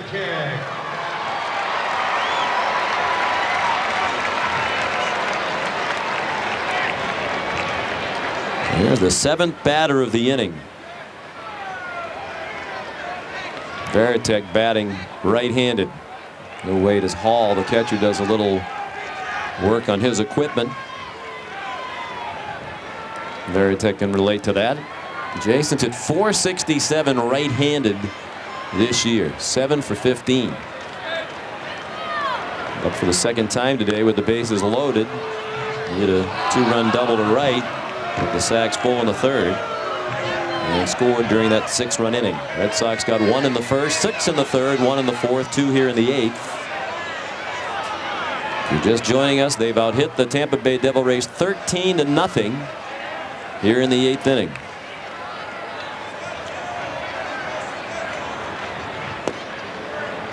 We will not be going to a commercial break as we ordinarily do. And the Red Sox are done batting here in the bottom of the 8th. We'll keep it right here. Let's enjoy the sights and sounds of Fenway Park as Derek Lowe tries to make history. Now the play to the right.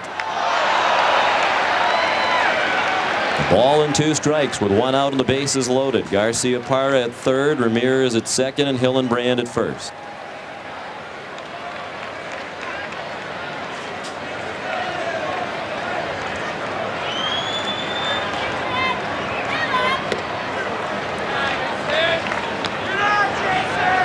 Two and 2.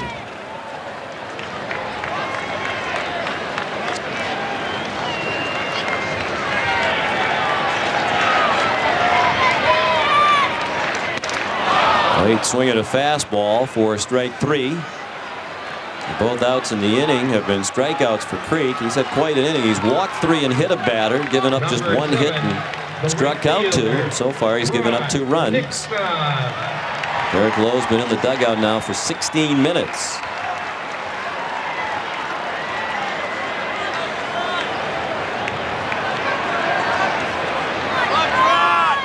Here's Nixon, 2 for 4. Strike 1. Trout has doubled and singled. His average moving up quickly now, all the way up to 286 with the 2 for 4 today. He's hit safely in 8 of his last 11, including the last 4.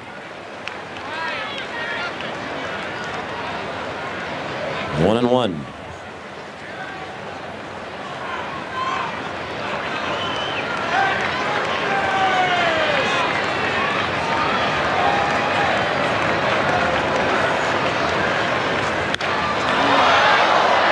Out of play to the left.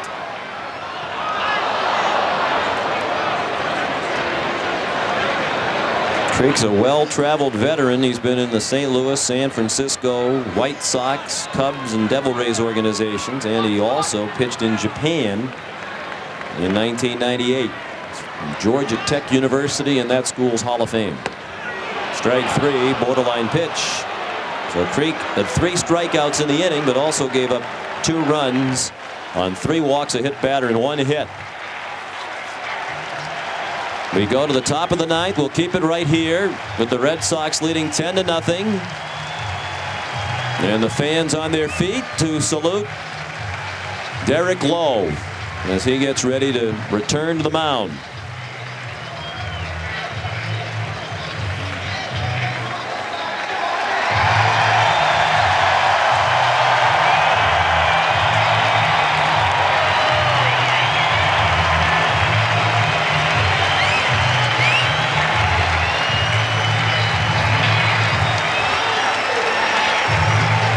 Trying to give John Henry the most memorable moment of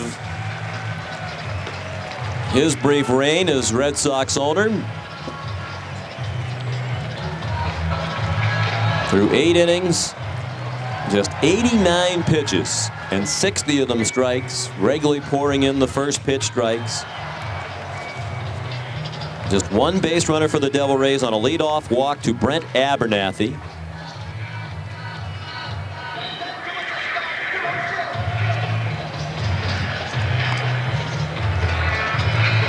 And really, Jerry, nothing all that close to spoiling it up to this point for Derek Lowe. That running catch by Nixon was a nice play. I don't think you'd categorize it as a great play, but it was a nice running catch on a ball that looked like it might drop in when it left the bat. Yeah, that's probably the closest thing there, Sean. The other one, the last out of last inning, a ground ball to Nomar, almost took a bad hop on Garciaparra, but he was able to make the catch and get the out at first base. But yeah, it's been pretty clean for Derek Lowe. Make sure everybody's got your sunglasses down. You don't want to have a fly ball lost in the sun. No clouds to help out today.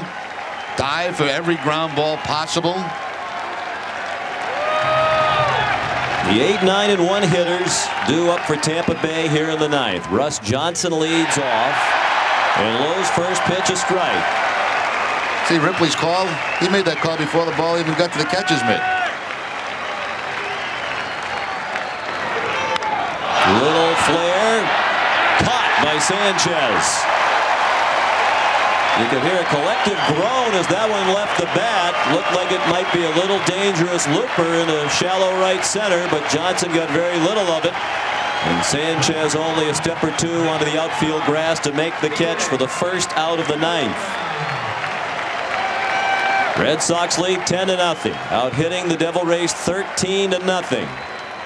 Swing and a miss by Felix Escalona. The number 9 hitter and Tampa Bay shortstop is grounded at third and was called out on strikes in the 6th. Lowe working quickly as he has all day. Fly ball left center. Ricky Henderson makes the running catch.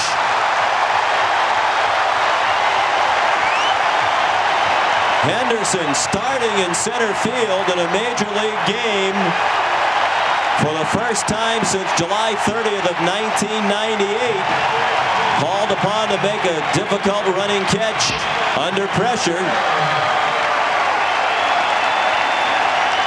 Ricky got a great jump on that ball. Looked like it had a chance to drop in. Lowe ready to go right back to work. Jason Tyler takes a curveball for strike 1. He's 0 for 3. He struck out twice and grounded at first. 2 outs, 9th inning. 10-0 Boston. The hit's 13-0. Strike 2 on the outside corner.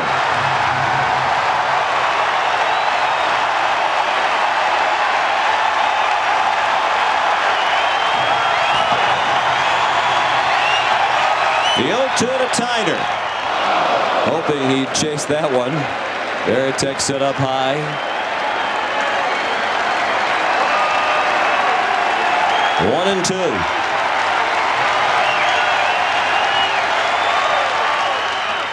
Just missed. Lowe trying to do what no pitcher has done at Fenway Park since 1965.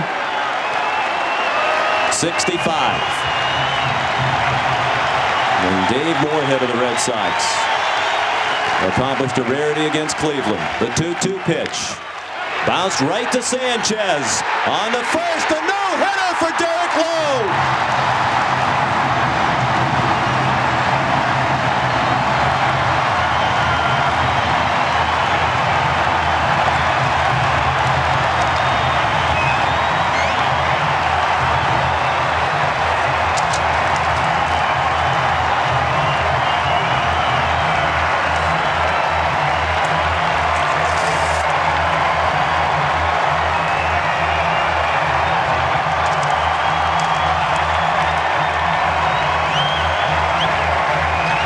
The Red Sox first no-hitter since Hideo Nomo no-hit the Baltimore Orioles last April 4th at Baltimore. And the first no-hitter by a Red Sox pitcher or an opponent at Fenway Park since Dave Moorhead, September 16th of 1965. No-hit the Cleveland Indians while striking out 8 in the 2-0 Boston victory. Lowe flirted with a no-hitter in his first outing of the season at Baltimore. Second game of the season for the Red Sox, as was Nomo's no-hitter last year, but Derek lost it on that little roller by Tony Batista with nobody out in the 8th inning down the third base line. And he was masterful all day, had the sinker going, Jerry. The bulk of the outs, ground ball outs. He went into that stretch in the middle stages. The 6th inning, he struck out the side end, struck out the first batter of the 7th for 4 in a row. He had only 2 other strikeouts the whole rest of the day. Sean, that's about as easy a no-hitter as I've seen. I've seen a lot of no-hitters, and a lot of them from power pitches, a lot of strikeouts. This was just perfect control all the day from Derek Lowe. He knows he's got it here. And what a tremendous feeling that has to be for Lowe. He flirted with one earlier in the season, and this time he gets it. This is just beautiful control by Derek Lowe. Curveball, fastball, changeup. He finished the game on a changeup.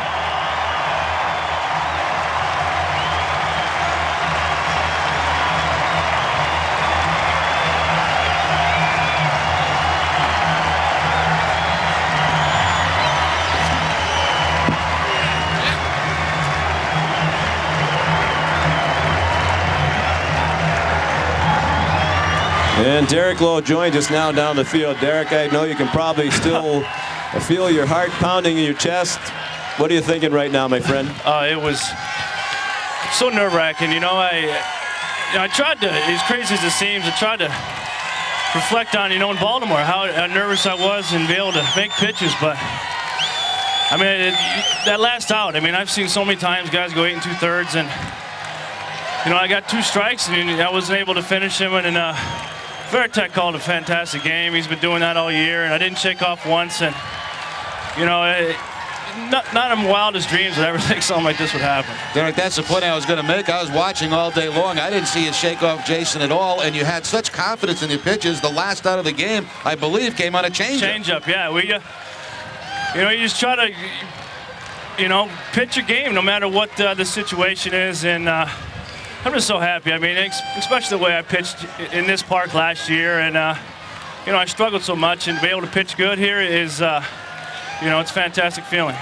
That was the next question I was going to ask you, Derek, because the contrast is startling to the beginning of last season and the way you've started this year. Yeah, it's, I learned a lot from last year. I really did, and I had a terrible April, and so I worked hard in the off season, and it's paying off, and I'm just very happy the way that my first month has went.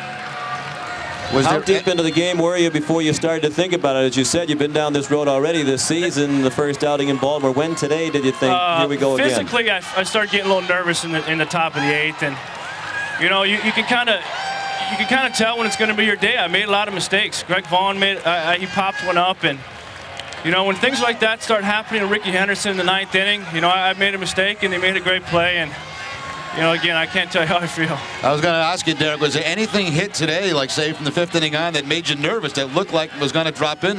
Steve Cox hit one. I don't know exactly what inning it was, and it was a cutter. I left it up, but I'm just very happy the way the game went. Well, your joy is obvious, and we congratulate you, Derek, on making history here today, something that no pitcher has done for the Red Sox or the opponent at this ballpark since 1965. Well, I'm glad I could do it. Thank you very much. Nice going. Bye-bye. That's Derek Lowe. Good for him. A good guy. Went through a very tough time here last year. Worked hard in the offseason to get in better physical condition. Well, we also talked about how he needed to change his mental approach, and he's done that. Everybody has always known how much ability he's had, and this is what he's capable of. Sean, you can imagine the feeling for this kid. You know, last year, just a disaster here at Fenway Park for him, being a closer on this club. Everybody got down on him. You come back, he starts 3 games at the end of the year. He pitches well. He's got something positive to build on. He goes off season, works out, has a great spring, and obviously a terrific start to the season. This is the second time he flirted with a no-hitter in, what, 5 starts now? I mean, it's, you know, and he gets one. It's unbelievable. Terrific and great for him. First no-hitter at Fenway Park since 1965 on Kids Opening Day here at Fenway. The youngsters who are here among the 32,837 will have a story to tell the rest of their lives, and Derek Lowe will have that moment to share with his grandchildren. 10-0 the final. We'll have more from Fenway Park in a moment.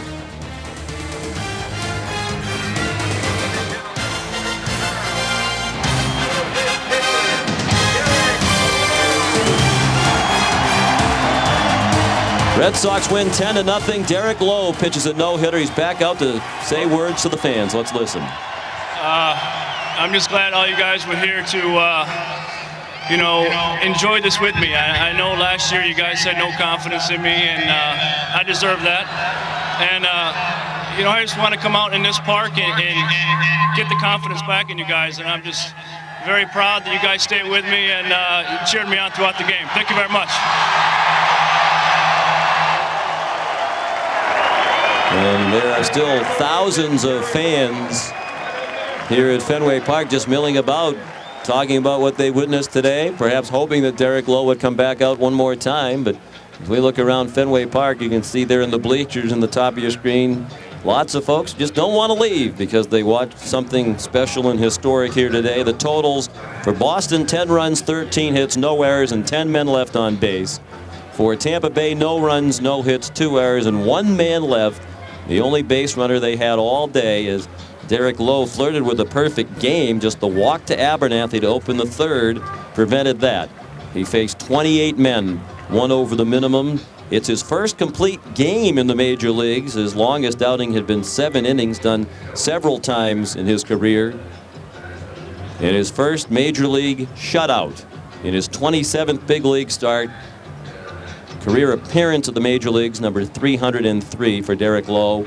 His 4th win of the year against 1 loss. Delvin James, the loser, 0-2. 2 hours and 28 minutes before 32,837. There'll be many more than that who will claim that they were here to watch that. And Jerry, good for Derek Lowe, and it's just a part of what's going on in this city right now. It seems like all of the stars are aligning, starting with what the Patriots did. Well, first of all, I'm glad you were here because that's your first no-hitter in all the years you've been in baseball. Hundreds of minor league games and probably over 1,000 major league games now behind a microphone. First one I've ever called. I was always envious of Don Orsillo. Hideo Nomo in his first game last year pitched a no-hitter, but there are a lot of people who've been around the game a long time and have never seen one. It's a rarity. It really is. And, as mentioned earlier, Sean, a lot of them you see are from power pitchers, guys like Nolan Ryan who could strike out a lot of guys. This is totally different. A guy that threw strikes, put the ball in play, let the defense do the work for him. And when you looked at the game today, there really was nothing that stood out as a great play. A game-saving, save the no-hitter play. Trot Nixon's play in right field was a pretty good one. There was a little bad hop on Nomar Garcia-Parra on a ground ball to end the inning. But just fantastic. And, what Lowe's done as a starter so far has been remarkable. What this whole staff has done so far has been remarkable. And the way Lowe's luck was last year. Yeah. When I saw that ball hit in left center field, my immediate thought was, oh, no, Johnny Damon's not out there today. Wouldn't you know, this of all days in the 9th inning. He's 2 outs away from a no-hitter.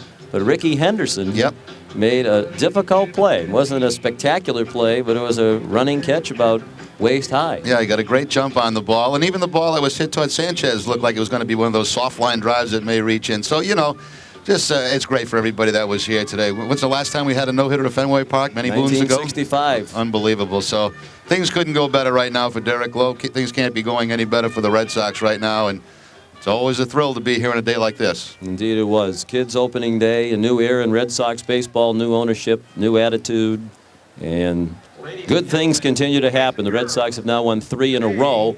They improved their record to 15-6 for this season and remain in first place in the American League East, now a game and a half ahead of the Yankees. The play of the game is brought to you by New England Ford dealers. It'll be the final out of the game. A ground ball to second base on a changeup. Jason Tyner hitting the ground ball, and Derek Lowe knows as soon as this ball reaches first base, he's got the no-no. For the best selection of cars, trucks, and SUVs on the planet, visit your local New England Ford dealer or log on to newenglandford.com. We'll have more from Fenway Park in a moment.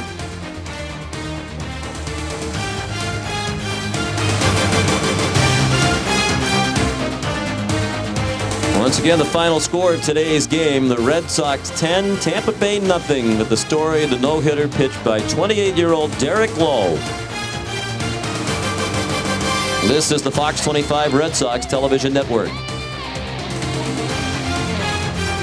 We hope you'll join us again tomorrow afternoon for the series finale. The Red Sox will be going for a sweep behind Frank Castillo. It'll be lefty Joe Kennedy on the mound for the Devil Rays. Game time 1 o'clock in the very tough act to follow department here on Fox 25. Stay tuned now for Cosby joined in progress. Then at the top of the hour, the NASCAR Busch Series 300. For Jerry Remy, Sean McDonough, so long.